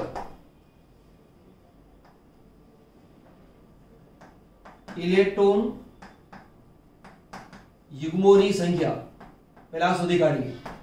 તો પહેલા શું કરવાનું, અહીંયા આપણે લખ્યું હતું સૂત્ર હમણાં કે ઝેનોનની સંયોજકતા કક્ષાના કુલ ઇલેક્ટ્રોન પ્લસ 4 F ની સંયોજકતા કક્ષાના કુલ ઇલેક્ટ્રોન, ઝેનોનમાં કુલ કેટલા આવે 8 વત્તા 4 F નો પરમાણુ ક્રમાંક 7, તો કુલ કેટલા થયા 7 ચોક 28, 28 ને 8 કેટલા આયા 36, 28 ને 8 36. હવે શું કરવાનું, 36 ને તમારે 8 વડે ભાગવાના, તો 8 ચોક 32, 32 વડે ભાગ્યા એટલે 32 બાદ અહીંયા આવ્યા, 6 માંથી 2 જા તો 4, એટલે 4 ઇલેક્ટ્રોન. તો યુગ્મ કેટલા થાય, 2 વડે ભાગી નાખો એટલે યુગ્મ આવે, એટલે 4 ભાગ્યા 2 એટલે 2 યુગ્મો. તો કેન્દ્રસ્થ પરમાણુની આજુબાજુ 2 ઇલેક્ટ્રોન યુગ્મો કે જે બંધ બનાવવામાં ભાગ લેતા નથી. हमारी पास XeF4 છે, તો અષ્ટફલકીય રચના આ રીતે આવે, Xe એક કક્ષક આ બાજુ જાય, બીજી કક્ષક આ બાજુ, ત્રીજી કક્ષક અહીંયા, ચોથી કક્ષક અહીંયા, પાંચમી કક્ષક અહીંયા અને છઠ્ઠી કક્ષક અહીંયા. આ 6 કક્ષકો છે આપણી પાસે. sp3d2 માં 6 કક્ષકો પ્રાપ્ત થાય. એ 6 કક્ષકોની અંદર 4 F જોડાયેલા છે, તો એક F અહીંયા જોડાયેલો છે, બીજો F અહીંયા, ત્રીજો F અહીંયા, ચોથો F અહીંયા છે. આ જે છે એ અબંધકારક ઇલેક્ટ્રોન યુગ્મ છે. તો એક્સરે ની અંદર આ અને આ દેખાશે નહીં, માત્ર આટલો જ ભાગ દેખાય. તો આ જે ભાગ છે એને તમે આમ જોડો તો ચોરસ આકાર બન્યો, તો તેનો આકાર થયો અણુ આકાર, એટલે ભૌમિતિક આકાર. ભૌમિતિક આકાર તો કેવો કહેવાય, સમતલીય ચોરસ. સમતલીય ચોરસ, બરાબર. આ બોન્ડ એંગલ તમે જુઓ, આ અને આ બંધકોણ 90 ડિગ્રી. આપણે નંબર આપી દઈએ, આ A છે, આ B છે, આ C અને D. તો B, XC અને C એનો જે બંધકોણ છે 90 થાય, પરંતુ આ અને આ તમે લો તો કેટલો થઈ જાય, 90 ની જગ્યાએ 180 થઈ જાય. બરાબર, ખ્યાલ આવી હશે. હવે યુગ્મોની સંખ્યાની વાત કરવા જઈએ તો અબંધકારક ઇલેક્ટ્રોન યુગ્મો કેટલા, તો જુઓ કેન્દ્રસ્થ પરમાણુની આજુબાજુ અબંધકારક ઇલેક્ટ્રોન યુગ્મો કેટલા આયા, 1 અને 2. હવે તમને પૂછે અણુના કુલ અબંધકારક ઇલેક્ટ્રોન યુગ્મો, તો યાદ રાખવાના આ જે F આપેલો છે એ F ની આજુબાજુ ઇલેક્ટ્રોન યુગ્મ હોય, હવાની કોઈ જરૂર નથી, સમજાવવાનું કામ પૂરું થયું એટલે કેન્સલ. તો દરેક F ની આજુબાજુ ઇલેક્ટ્રોન યુગ્મ છે જ. અહીંયા 2 4 6, અહીંયા પણ 2 4 6, આ રીતે આવશે યુગ્મ આપણી પાસે. એ જ રીતે ઇલેક્ટ્રોન યુગ્મ અહીંયા આવશે. એટલે ટોટલ યુગ્મ પૂછેલા હોય તો 3 ને 3 6 ને 3 9 ને 3 12 13 અને 14, તો ટોટલ અણુની અંદર યુગ્મો પૂછેલા હોય તો 14 થાય. એટલે ઘણી વખતે માત્ર એક જ પ્રકારના ક્વેશ્ચનથી તૈયારી કરીને તમે જાઓ અને પૂછી નાખે અણુ. એવું નથી કે તમને આવડતું નથી, પરંતુ નાની ભૂલને કારણે આખો સરસ પ્રશ્ન આવડતો હોય તેવું આપણે ઘુમાઈને આવીએ. બરાબર, ચલો નોટ કરી લો. ત્યાર પછીનો અણુ છે આપણી પાસે XeF6, અહીંયા મૂકી દીધા આપણે 6. બરાબર, તો અહીંયા 8 અને 6 14 અને 8 થયા, આની સંખ્યા 6 થઈ એટલે 8 × 6 = 14 ભાગ્યા 2 2 એટલે કેટલા આવે 7. જો 7 આવતું હોય તો તેનું જે સંકરણ છે એ છે sp3d3. sp3d3 એનો જે આકાર છે એને કહેવાય છે વિકૃત અષ્ટફલકીય. વિકૃત અષ્ટફલકીય કેમ છે એની ચર્ચા આપણે પછી કરીએ છીએ. બરાબર, આપણે એક કામ કરીએ. અહીંયા કેન્દ્રસ્થ પરમાણુની આજુબાજુ અબંધકારક ઇલેક્ટ્રોન યુગ્મની સંખ્યા. કોણ પદાર્થ છે આપણી પાસે? XeF6. તો ઝેનોનના ઇલેક્ટ્રોન કેટલા આવે 8. F ની સંખ્યા કેટલી છે 6 એટલે 6 અહીંયા મૂક્યા એટલે +6. F ની સંયોજકતા કક્ષામાં ઇલેક્ટ્રોન આવે 7 એટલે 7 છે 42. 42 ના 8 50 એટલે અહીંયા મૂક્યા મેં 50. હવે કામ શું કરવાનું? 50 ને 8 વડે ભાગવાના એટલે 50 ભાગ્યા 8 8 6 48 એટલે કેટલા વધ્યા 2. 2 ઇલેક્ટ્રોન 2 ને 2 વડે ભાગો એટલે કેટલા આવે 1 યુગ્મ. તો એનો મતલબ એવો થયો કે એક ઇલેક્ટ્રોન યુગ્મ એવું છે કે જે બંધ બનાવવામાં ભાગ લેતું નથી. હવે એ ક્યાં આવ્યું છે? કેન્દ્રસ્થ પરમાણુની આજુબાજુ. ઓકે, હવે આકાર કેવો છે? વિકૃત અષ્ટફલકીય. તો પહેલા અષ્ટફલકીય તો જોઈએ, પછી વિકૃતિની વાત કરી લઈએ. તો આ છે આપણી પાસે ઝેનોન. એનો એક F અહીંયા આવે, બીજો F અહીંયા આવે, ત્રીજો F અહીંયા, ચોથો F અહીંયા, પાંચમો F અહીંયા છે અને છઠ્ઠો F અહીંયા છે. બરાબર, આ 6 F ગોઠવાઈ ગયા આપણી પાસે. તો આ જે આકાર છે એ તો અષ્ટફલકીય છે. જેમ કે આ તમે ગણો, આ એક ચોરસ જેવી રચના થઈ, એક પિરામિડ ઉપર તરફ, બીજો પિરામિડ, આ પિરામિડ ઉપર થયો, બીજો પિરામિડ નીચે. હવે અબંધકારક ઇલેક્ટ્રોન યુગ્મ છે.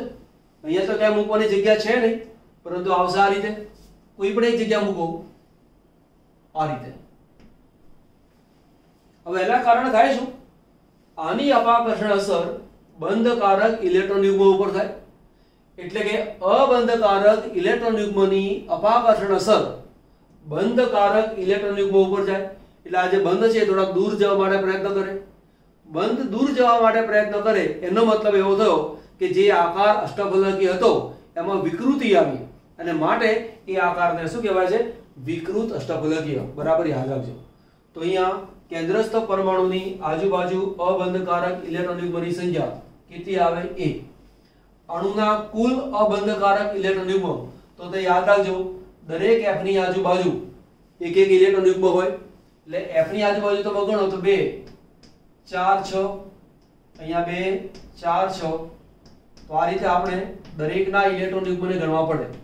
ટોટલ પૂછેલા હોય તો શું પૂછ્યું છે એ બરાબર તમારે સમજવાનું, પછી કામ કરવાનું. તો 1 2 3 4 5 6 6 તરી 18 18 ને 19. તો યુગ્મોની સંખ્યા કેટલી થાય? 19. બરાબર, તો આ નોંધ કરી લો. ચલો HCOF4. ચલો Z શોધી કાઢીએ.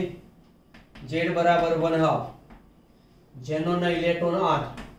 ઓક્સિજન દ્વિસંયોજક પરમાણુ છે માટે તેને ધ્યાન ઉપર લેવાનો નહીં, માત્ર એક સંયોજકને ધ્યાનમાં લેવાનું. F ની સંખ્યા 4 છે તો અહીંયા મૂકી 4. 8 ને 4 12, 12 ભાગ્યા 2 એટલે કેટલા આવ્યા? 6. જો 6 આવે છે તો સંકરણ કયું થયું? sp3d2 સંકરણ. બરાબર, sp3d2 સંકરણ થયું માટે આકાર કયો કહેવાય? આકાર અષ્ટફલકીય. હવે બીજો અગત્યનો પોઈન્ટ કે કેન્દ્રસ્થ પરમાણુની આજુબાજુ અબંધકારક ઇલેક્ટ્રોન યુગ્મની સંખ્યા. તો કેન્દ્રસ્થ પરમાણુમાં કોણ છે? ઝેનોન છે. એટલે ઝેનોન એના ઇલેક્ટ્રોન કેટલા આવે? 6 વત્તા ઓક્સિજન એની સંખ્યા 1 છે, સંયોજકતા કક્ષામાં ઇલેક્ટ્રોન 6 વત્તા F4 છે, મૂકો 4 4 અહીંયા આવે 7 એટલે કેટલા બન્યા? 8 વત્તા 6 7 ચોક 28 બરાબર 28 ને 6 34 34 ને 8 42 28 ને 34 ને 42 42 આયા।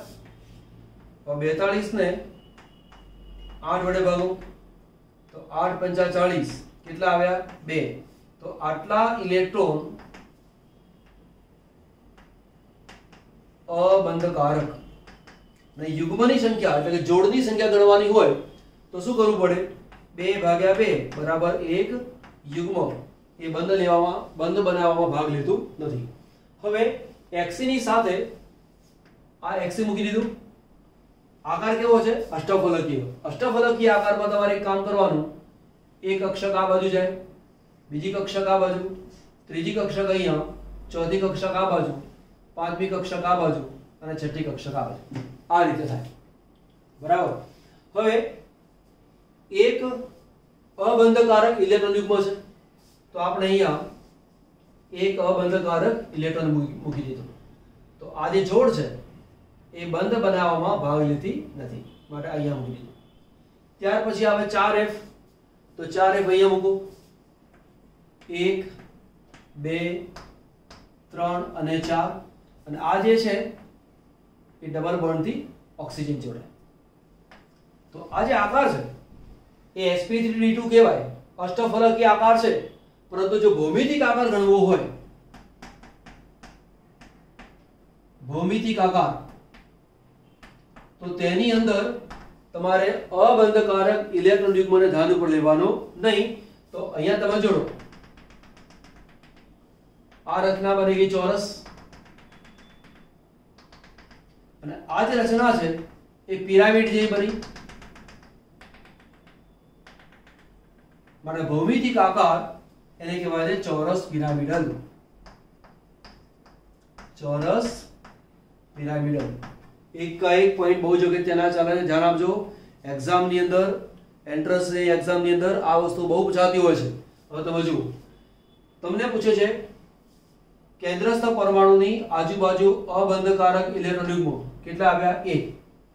અણુના કુલ અબંધકારક ઇલેક્ટ્રોન યુગ્મ અહીંયા 2, આ રીતે 2 ને દરેક f ની આજુબાજુ 6 ઇલેક્ટ્રોન આવે। અહીંયા પણ 6 ઇલેક્ટ્રોન, ઓક્સિજનમાં પણ 6 ઇલેક્ટ્રોન જ આવશે બરાબર। તો કેમ એવું? આ બંધ બનાવવાની અંદર જે બે ઇલેક્ટ્રોન વપરાય છે એટલે ડબલ બોન્ડના ઇલેક્ટ્રોન છે તો ડબલ બોન્ડના ઇલેક્ટ્રોનમાં તમે ગણો, આપણે આવું ગણી લઈએ। ઝેનોનના ઇલેક્ટ્રોન, ઝેનોનના 2 3 આ ઝેનોનના ઇલેક્ટ્રોન છે 1 2 3 4 5 6 અને ઝેનોનના ઇલેક્ટ્રોન કેટલા આવે 8 બરાબર। હવે ઓક્સિજનના ગણો તો અહીંયા આવશે ઓક્સિજનના પણ આ ઇલેક્ટ્રોન આવશે એટલે આ ઇલેક્ટ્રોન અહીંયાથી નીકળી જશે બરાબર। તો ઝેનોનના ઇલેક્ટ્રોન 1 2 3 4 5 6 7 8 આ ડબલ બોન્ડ છે તો બે ઇલેક્ટ્રોન ઓક્સિજનના ત્યાં આવી ગયા। હવે અણુના અબંધકારક ઇલેક્ટ્રોન યુગ્મ ટોટલ અબંધકારકના પૂછ્યા હોય તો 1 2 3 4 5 6 7 8 9 10 11 12 13 અને 14 અને એક છે આ તો ટોટલ કેટલા થશે 15। તો આ તેની રચના બની ગઈ બરાબર। ચલો નોંધ કરી લો। કોઈક વાર આમાં સિગ્મા બંધ પાઈ બંધની સંખ્યા પણ પૂછે તો બી ધ્યાન રાખી મૂકજો કે સિગ્મા બંધની સંખ્યા ગણો તો 1 2 3 4 અને 5 તો 5 સિગ્મા થાય અને પાઈની સંખ્યા ગણવાની હોય તો એક પાઈ બનશે। તો આ રીતે પણ એમસીક્યુ માં પૂછે તો આપણને ખ્યાલ આવવો જોઈએ। નોંધ કરી લો। ચલો ત્યાર પછી લઈશું આપણે આ કામ કર્યું, હવે લઈએ છીએ આને પછી લઈએ છીએ આ સરખો સરખું છે એટલે પહેલા પૂરું કરી લઈએ। XeO2F2 1/2 આના ઇલેક્ટ્રોન આ ઓક્સિજનની સંયોજકતા 2 છે એટલે તેને ધ્યાન ઉપર લેવાનો નથી વત્તા 2 F પરમાણુ એટલે એ લખ્યા 2 માઈનસ વીજભાર, કોઈ વીજભાર આપેલો છે નહીં એટલે 0, કોઈ એટલે શું અહીંયા પ્લસ માઈનસ કઈ લખીને આપ્યું નથી માટે 0 બરાબર। 8 એટલે 10, 10 ભાગ્યા 2 એટલે 5 આવે એટલે શું થાય sp3d સંકરણ sp3d સંકરણ હોય તો આકાર કેવો કહેવાય? ત્રિકોણીય દ્વિપિરામિડલ. બરાબર. ત્રિકોણીય દ્વિપિરામિડલ એટલે શું થાય? સેન્ટરમાં આવે ઝેનોન, પછી એક પરમાણુ આ બાજુ આવશે, આવી એક ગોઠવણ આવે, એને કહેવાય છે ત્રિકોણીય દ્વિપિરામિડલ. કેમ કે અહીંયા તમે જુઓ, આ જે છે ત્રિકોણ છે અને આ એક પિરામિડ આ રીતે, બીજો પિરામિડ નીચે, આ પિરામિડ નીચે. હવે કોણ ક્યાં આવે એની વાત પર લઈ લઈએ. એ પહેલા આ કામ પૂરું કરી લઈએ. કેન્દ્રસ્થ પરમાણુની આજુબાજુ અબંધકારક ઇલેક્ટ્રોન યુગ્મની સંખ્યા. ઝેનોના ઇલેક્ટ્રોન કેટલા લેવાના? 8 વત્તા ઓક્સિજન કેટલા છે? 2.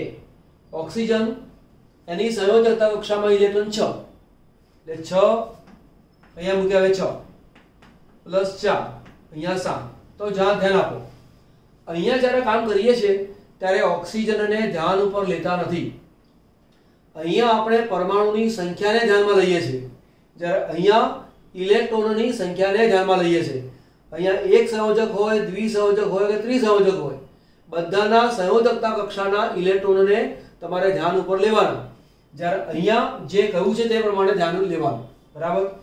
હવે અહીંયા કેટલા થયા? 8 6 દુ 12 7 ચોક 28 બરાબર. 12 8 20. અહીંયા કેટલા ઇલેક્ટ્રોન? 48. હવે 48 ને 8 વડે ભાગી નાખો તો 8 ચોક 48. કોઈ અબંધકારક ઇલેક્ટ્રોન યુગ્મ વધતું નથી. બરાબર.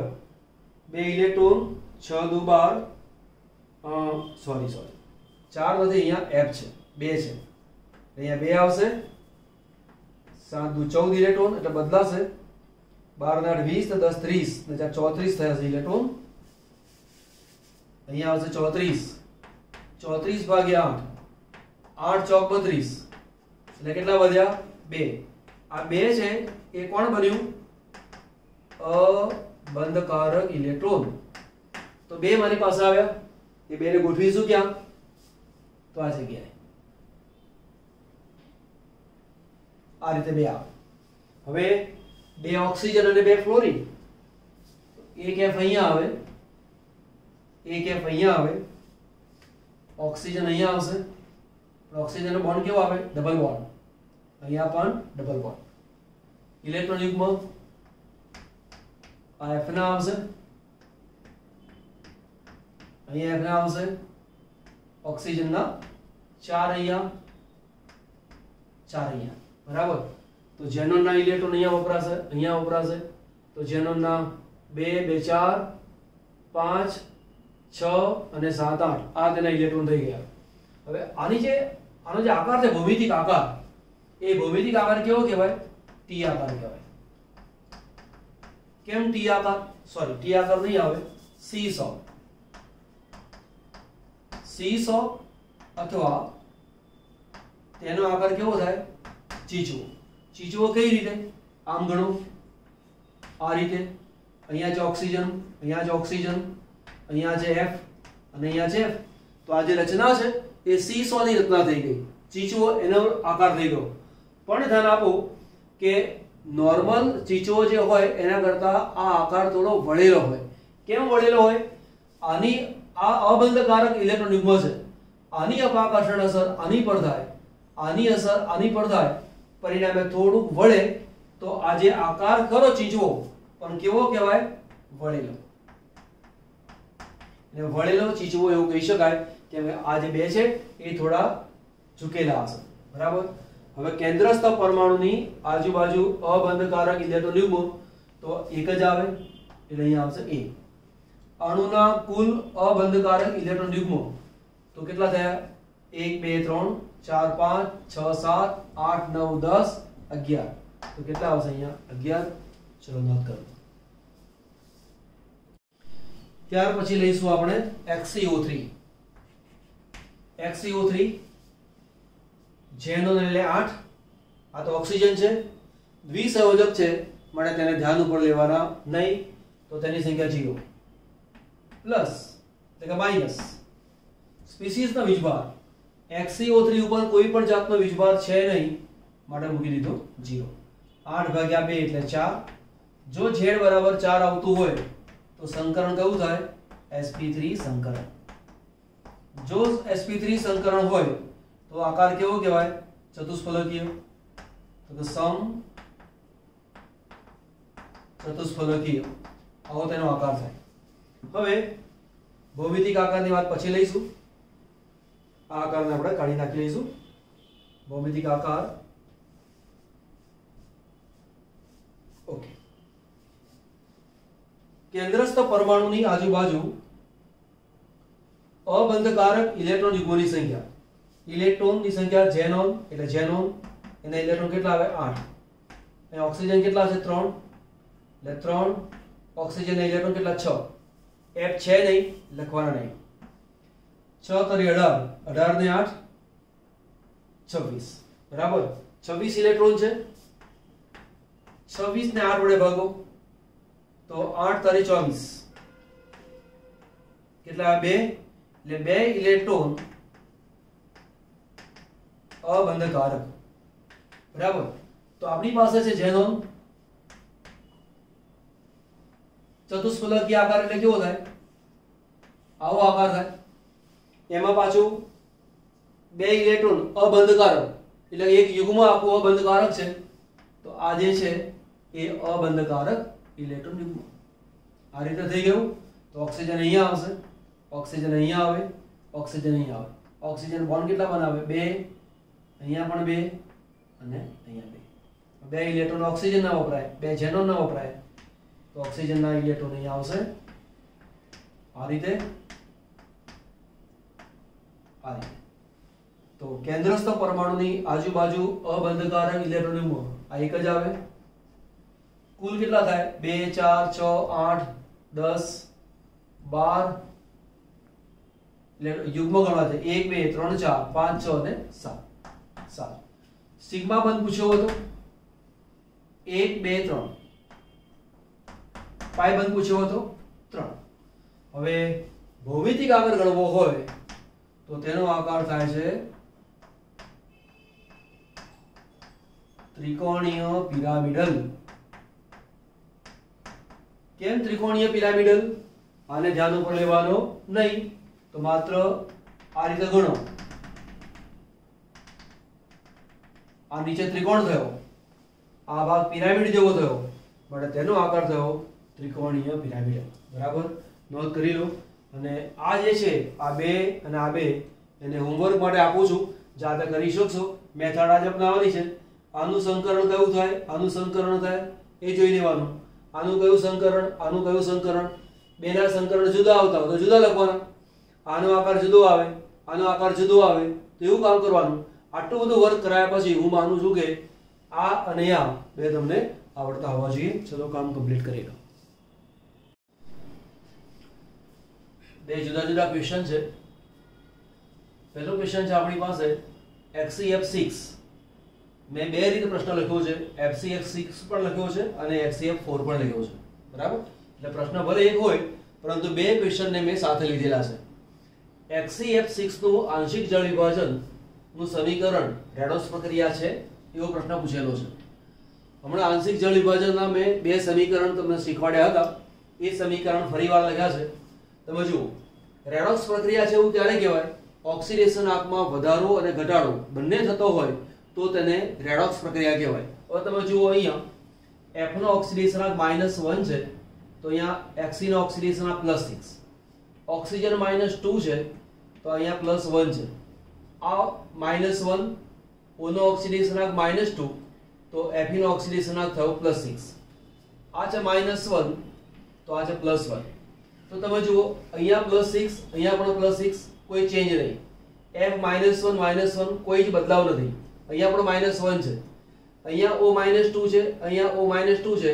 આમ ઓક્સિડેશન આંકમાં કોઈ ફેરફાર નથી, માટે આ પ્રક્રિયા રેડોક્સ નથી.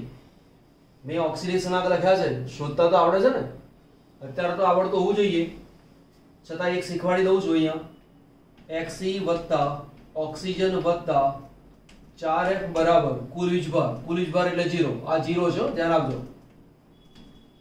આ ઓક્સિજન છે, મારે આનો ઓક્સિડેશનાંક શોધવો છે. તો XeO એટલે -2, F એટલે -1, -1 ગુણ્યા 4 એટલે -4 બરાબર 0. 4 ને 2 6 -6, જમણી બાજુ જાય તો +6. આ રીતે તેનો ઓક્સિડેશનાંક +6 આવે. તો એ શું લખીશું? રેડોક્સ પ્રક્રિયા નથી. ચલો પછી લખું છું અહીંયા આ છે -1, તો આનો ઓક્સિડેશન આવ્યો +6, આનો ઓક્સિડેશનાંક -2, H નો ઓક્સિડેશનાંક +1, F -1 O -2, 2 ગુણ્યા 2 -4, 2 ગુણ્યા 1 -2, -4 અને -2 -6, જમણી બાજુ જાય તો +6. અહીંયા છે +1 અને અહીંયા છે -1. તમે જુઓ ઓક્સિડેશનાંકમાં કોઈ પણ જાતનો ફેરફાર છે નહીં અને માટે તે રેડોક્સ પ્રક્રિયા નથી. ચલો અહીંયા જુઓ F નો ઓક્સિડેશનાંક -1, અહીંયા છે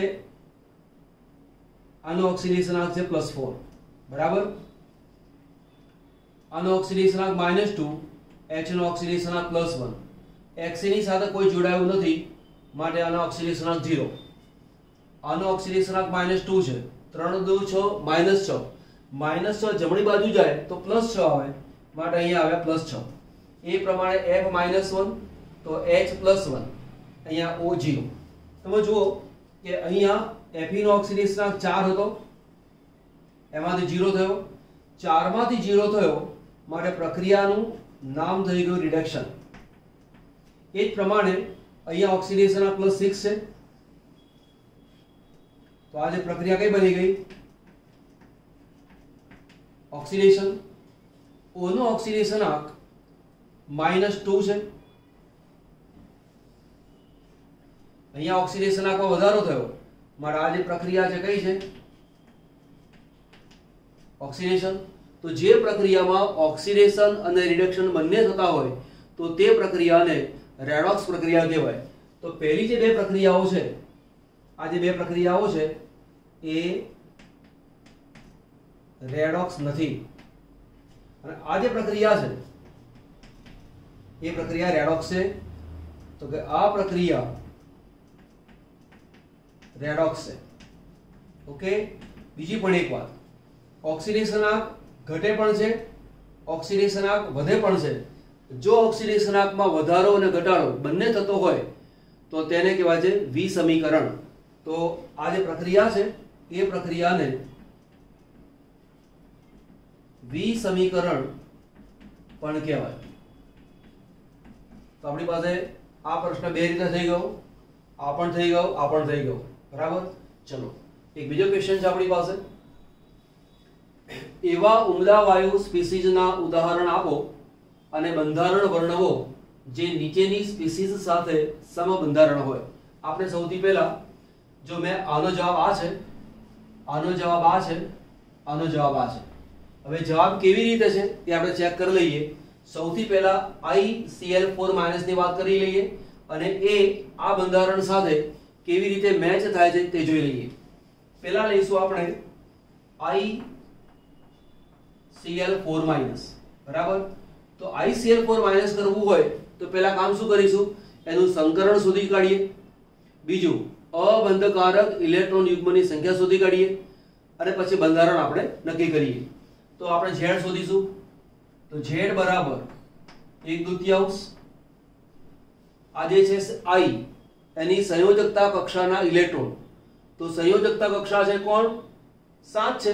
હેલોજન છે ને I ની સંયોજકતા કક્ષામાં 7 ઇલેક્ટ્રોન છે માટે મૂક્યા મેં 7 પ્લસ Cl4 એક સંયોજક પરમાણુની સંખ્યા એ 4 છે એટલે મૂક્યા 4 ઓછા વીજભાર -1 વીજભાર આવ્યો માટે અહીંયા મૂકો -1 કૌંસ પૂરો બરાબર. તો 4 ને 1 5 થઈ જશે, 7 ને 5 12, 12 ભાગ્યા 2 એટલે 6. જો 6 આવતા હોય તો સંકરણ કયું કહેવાય? સંકરણ sp3d2. sp3d2 હોય તો બંધારણ જે કહેવાય એ બંધારણ છે અષ્ટફલકીય. અષ્ટફલકીય. હવે આપણે શોધીશું અબંધકારક ઇલેક્ટ્રોન. તો અબંધકારક ઇલેક્ટ્રોન શોધી લઈએ આપણે. તો આપણે મેથડ શીખવાડી હતી. અબંધકારક ઇલેક્ટ્રોન ગણવાના હોય તો ટોટલ ઇલેક્ટ્રોન ગણી નાખો. તો I ની સંયોજકતા કક્ષાના કુલ ઇલેક્ટ્રોન પ્લસ Cl મારી પાસે 4 છે એટલે 4 કૌંસમાં Cl ની સંયોજકતા કક્ષાના ઇલેક્ટ્રોન પ્લસ -1 છે એટલે એક ઇલેક્ટ્રોન ઓછો વધી ગયો લખું છું -1 એવું લખું છું એટલે ઓટોમેટિક મારે પ્લસ થઈ જશે. I ની સંયોજકતા કક્ષાના ઇલેક્ટ્રોન કેટલા આવે તો 7 પ્લસ 4 આની સંયોજકતા કક્ષામાં 7 ઇલેક્ટ્રોન ઓછા વીજભાર +1 થઈ ગયો +1.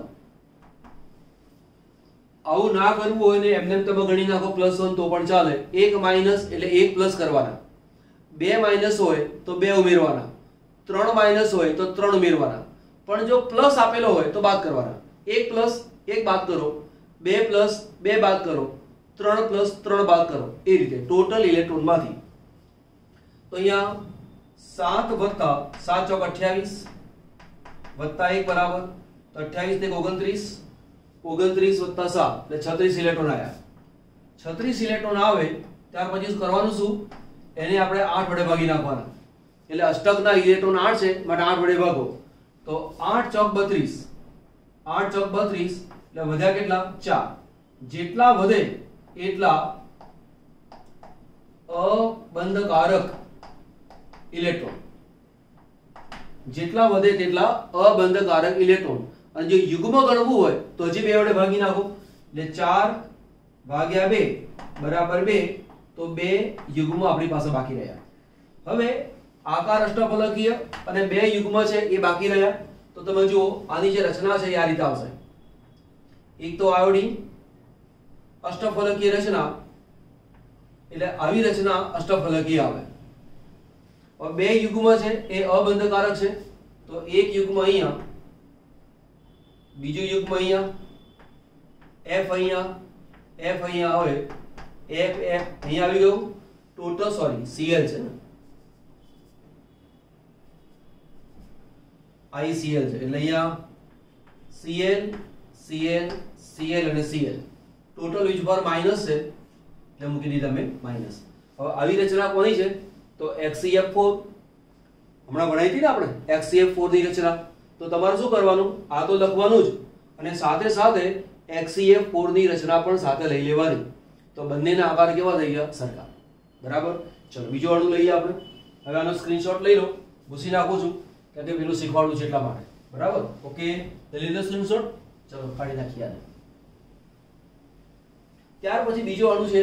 આમ તો તમારે હોમવર્ક કરો તો ચાલે પણ આપણે હોમવર્ક માટે મૂકતા નથી. તમને તમામ કામ શીખવાડી દઉં છું જેથી મનમાં એમ ના થાય કે મને કોઈ શીખવાડી નહીં અથવા મને આવડી નહીં.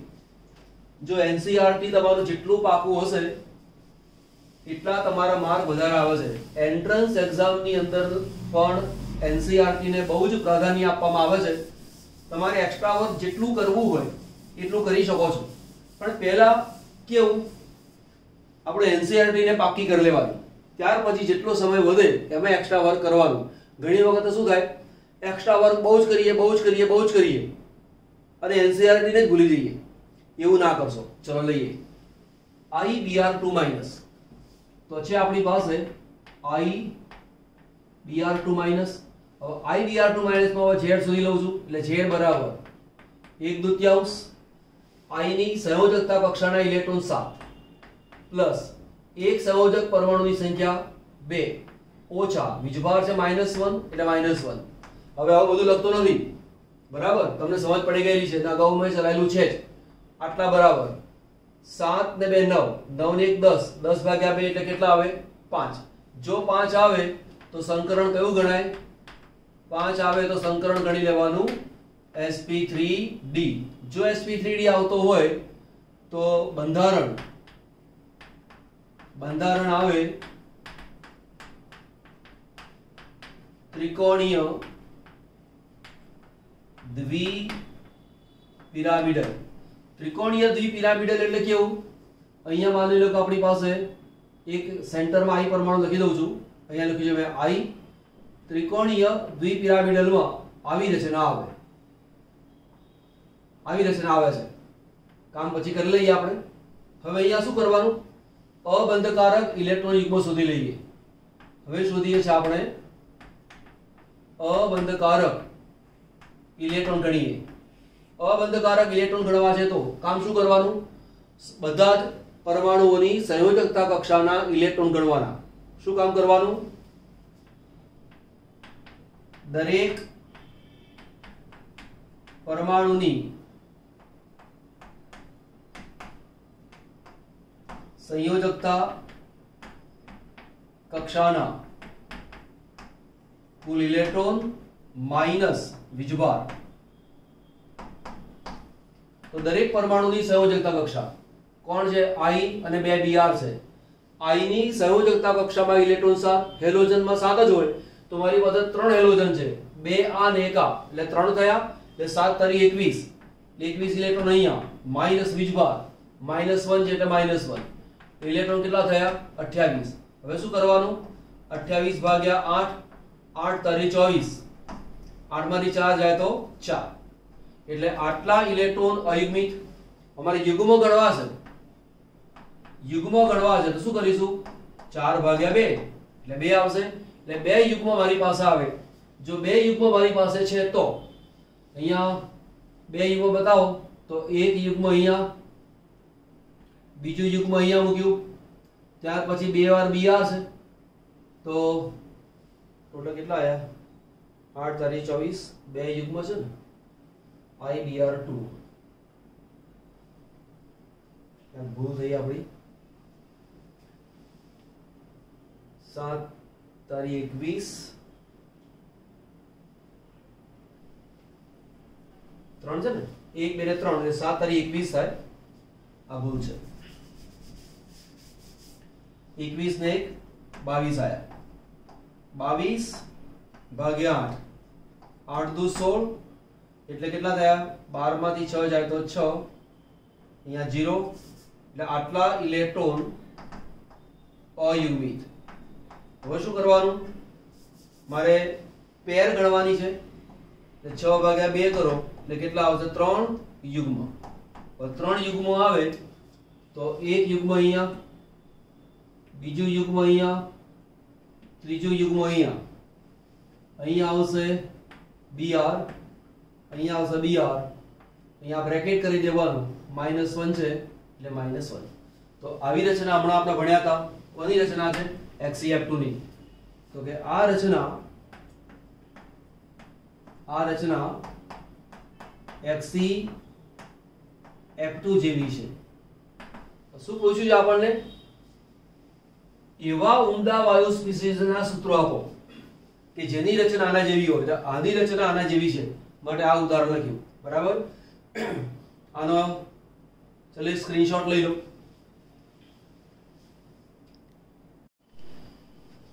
BrO3 માઈનસ, આપણા જે અણુ 3 લખ્યા હતા ને, તો BrO3 માઈનસ એને હોમવર્ક માટે આપું છું। પેલા 2 કરાવડાયેલા છે એના જેવું જ છે, ના આવડે તો મને કહેજો, કોમેન્ટમાં લખજો કે સાહેબ મને આવડ્યું નથી, તો હું ફરી વાર તમને કહીશ, બરાબર। એક નવો ક્વેશ્ચન છે આપણી પાસે કે કયા તટસ્થ અણુ સાથે ClO માઈનસ સમ ઇલેક્ટ્રોનીય છે?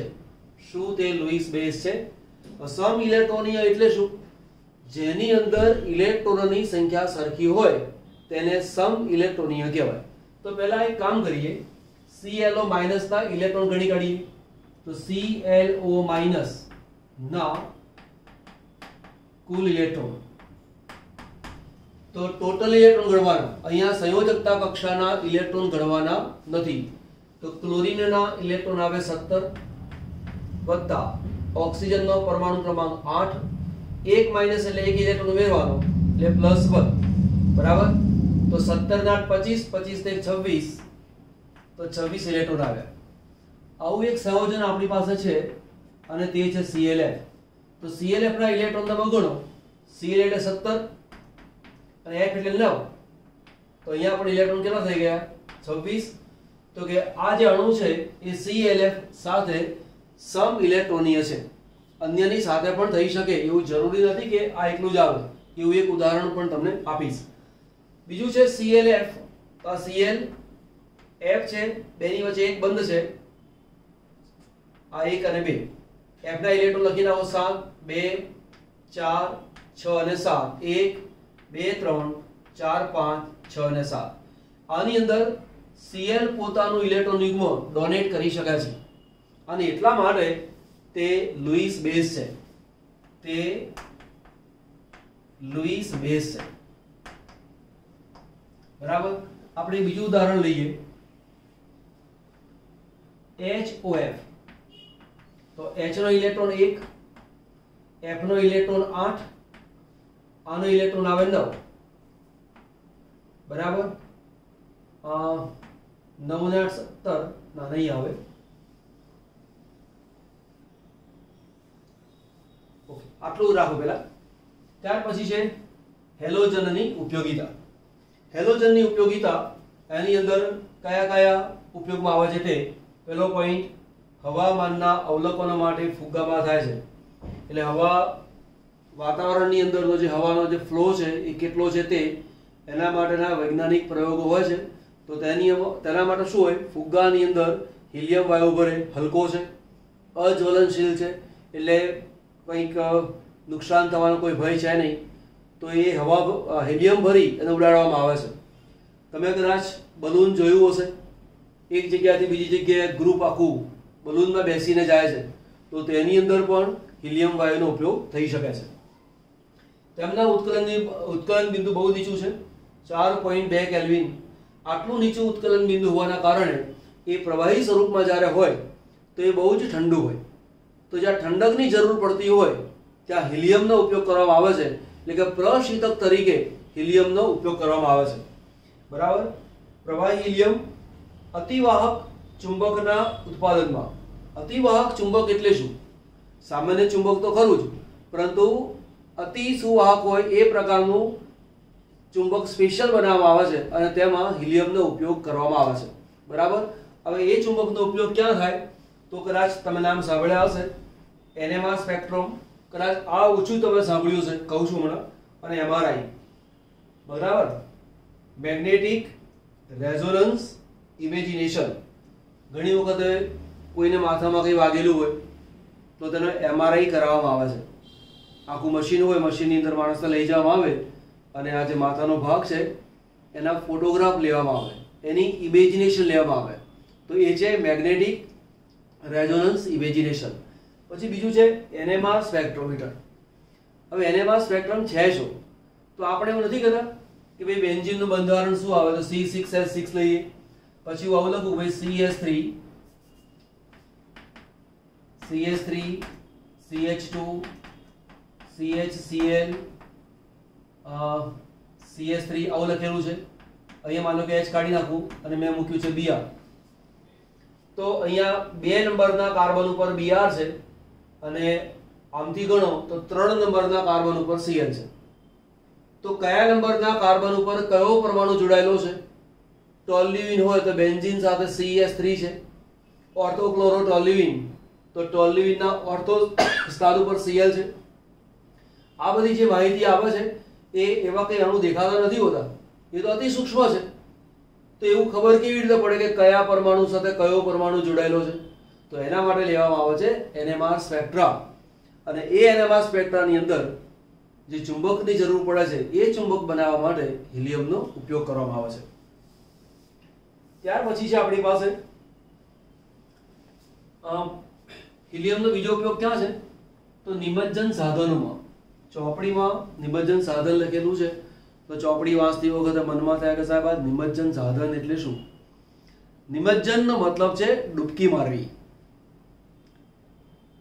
પાણીમાં ઊંડી જગ્યા જવાનું હોય તો ઓક્સિજન ની જરૂર પડે તો એ ડૂબકી મારવા માટેના જે સાધનો છે એને કહેવાય છે નિમજ્જન સાધનો. સાથે શું લઈએ? ઓક્સિજન તો લેવો પડે.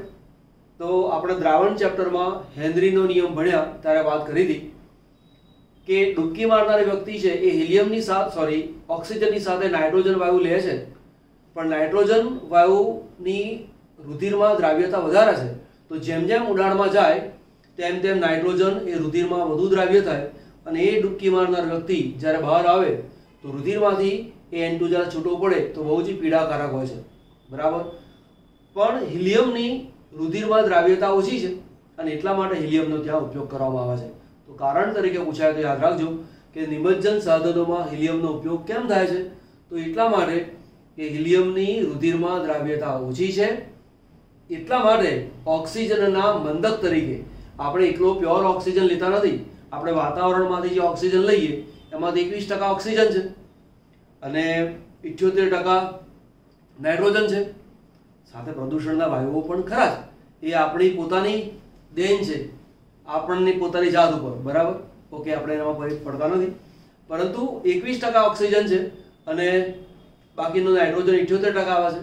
તો એ ઓક્સિજનની અસરકારકતાને મંદ કરવા માટે નાઇટ્રોજન છે. તો અહીંયા નાઇટ્રોજનની જગ્યા શું લઈએ છીએ? હિલિયમ. બરાબર. ઓકે. પછી છે પ્રસ્ફુરક બલ્બમાં. તમે કોઈ જાહેરાતના મોટા બોર્ડ જોયા હશે, એમાં નળીઓ દોરેલી હોય. દાખલા તરીકે મારે એ લખવો છે તો એ કાચની નળીથી એ લખેલો હોય. હવે અંદર ભરવામાં આવ્યો હોય હિલિયમ વાયુ અને જ્યારે અંદરથી કરંટ પસાર થાય તો રંગો દેખાય. પછી જુદા જુદા વાયુઓ મિશ્રિત કરવામાં આવે તો જુદા જુદા રંગની ટ્યુબલાઇટ મીન્સ કે એ નળીઓ દેખાય. તો એ જાહેરાતોની અંદર તેનો ઉપયોગ કરવામાં આવે છે. બગીચા અને ગ્રીન હાઉસમાં તે ઉપયોગી છે. બીજો છે આર્ગોન. આર્ગોનનો ઉપયોગ ક્યાં થાય? તો કે ખૂબ ઊંચા તાપમાને ધાતુ કર્મ પ્રક્રમોમાં. હવે એવું ક્યાં? દાખલા તરીકે બે ધાતુનું મારે વેલ્ડિંગ કરવું છે. વેલ્ડિંગ કરવા જઈએ એટલે થાય શું? બેને પીગાળવું પડે. પીગાળો ત્યારે જ તે વેલ્ડિંગ થઈ શકે. પીગાળો એટલે બંને એકબીજામાં મિશ્ર થઈ જાય અને પછી ઠંડુ પાડો એટલે બંને ધાતુ એકબીજાની સાથે ચોંટી જાય. પણ ઊંચા તાપમાને ધાતુને જ્યારે તમે ગરમ કરો છો તો હવાનો ઓક્સિજન ત્યાં સહો જાય. હવાનો ઓક્સિજન સહો જાય તો ઓક્સાઇડ બની જાય. તો ધાતુમાં જોઈન કરવા માટે નુકસાન થવાની શક્યતા પણ પૂરેપૂરી છે જ. તો બહુ જ અગત્યના સાધનો નોર્મલ કન્ડિશનમાં નહીં, જેમ કે આપણે જાળી ઝાપા બનાવવાના હોય એનું વેલ્ડિંગ કરવા માટે આર્ગોનનો ઉપયોગ કરવામાં આવે. પણ એવા સાધનો કે ત્યાં ઓક્સાઇડ હોવો જ ના જોઈએ. પ્યોર ફોર્મમાં તમારે વેલ્ડિંગ કરવું છે તો અક્રિય વાતાવરણ પૂરું પાડવું પડે અને ત્યાં આગળ આર્ગોનનો ઉપયોગ કરવામાં આવે છે. એટલે ધાતુ અને મિશ્ર ધાતુના ચાપ જોડાણમાં. ચાપ જોડાણ શું છે? હાઈ વોલ્ટેજ આપવામાં આવે. દાખલા તરીકે ચાપનો મતલબ જાણો. એક વિદ્યુત ધ્રુવ અહીંયા છે, બરાબર, બીજું વિદ્યુત ધ્રુવ અહીંયા છે. આ બેને અડકાડવાના નહીં અને હાઈ વોલ્ટેજ પસાર થાય તો અહીંયા ગરમી ઉત્પન્ન થાય અને એ ગરમી ઉત્પન્ન થાય અને એની આજુબાજુનું જે વાતાવરણ છે એ આર્ગોનથી નિષ્ક્રિય બનાવેલું છે. એવું કરવામાં આવે એને કહેવાય છે ચાપ. ઇલેક્ટ્રિક બલ્બમાં નિષ્ક્રિય વાતાવરણ પૂરું પાડવા. અત્યારે તો જ્યાં તમે જાઓ છો તો LED લાઇટને તમે જુઓ છો, ટ્યુબલાઇટને તમે જુઓ છો, પણ તમે આવા ઇલેક્ટ્રિક બલ્બ જોયા હશે. બરાબર. આવા ઇલેક્ટ્રિક બલ્બ હોય અહીંયા અને એક તાર હોય છે. એ જે તાર છે એ ટંગસ્ટન કહેવાય. તો એ ટંગસ્ટન જે ફિલામેન્ટ કહેવાય, ગરમી આવે એ ગરમીના કારણે આ જે ફિલામેન્ટ છે એ ખરાબ થઈ જાય. અંદર જે વાયુ ભરવામાં આવે છે એ ખરાબ ના થઈ જાય તે માટે અને તે વાયુ છે આર્ગન વાયુ. આર્ગન અથવા આર્ગોન. પછી પ્રયોગશાળામાં હવા સંવેદનશીલ વ્યવસ્થાપનમાં.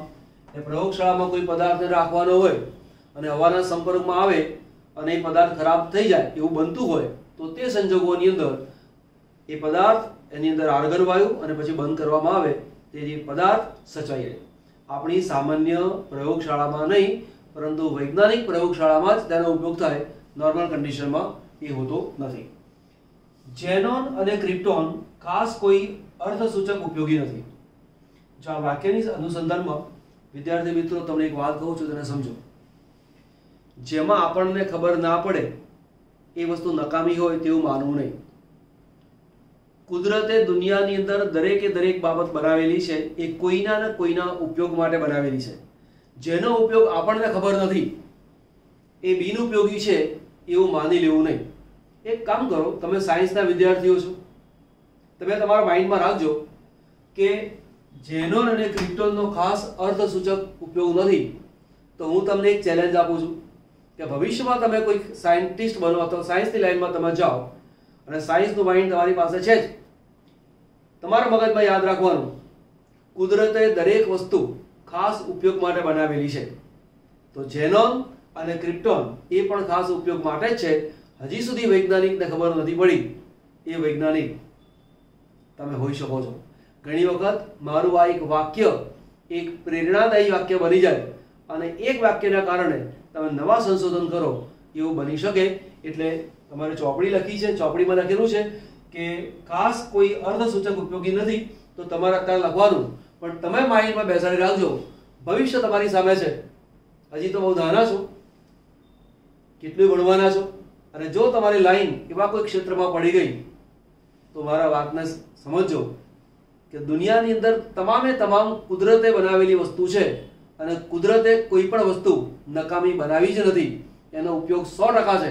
આપણને ખબર ના હોય એટલે વસ્તુ બિનઉપયોગી છે એવું માનવાનું નહીં. ઓકે, આગળ લઈએ.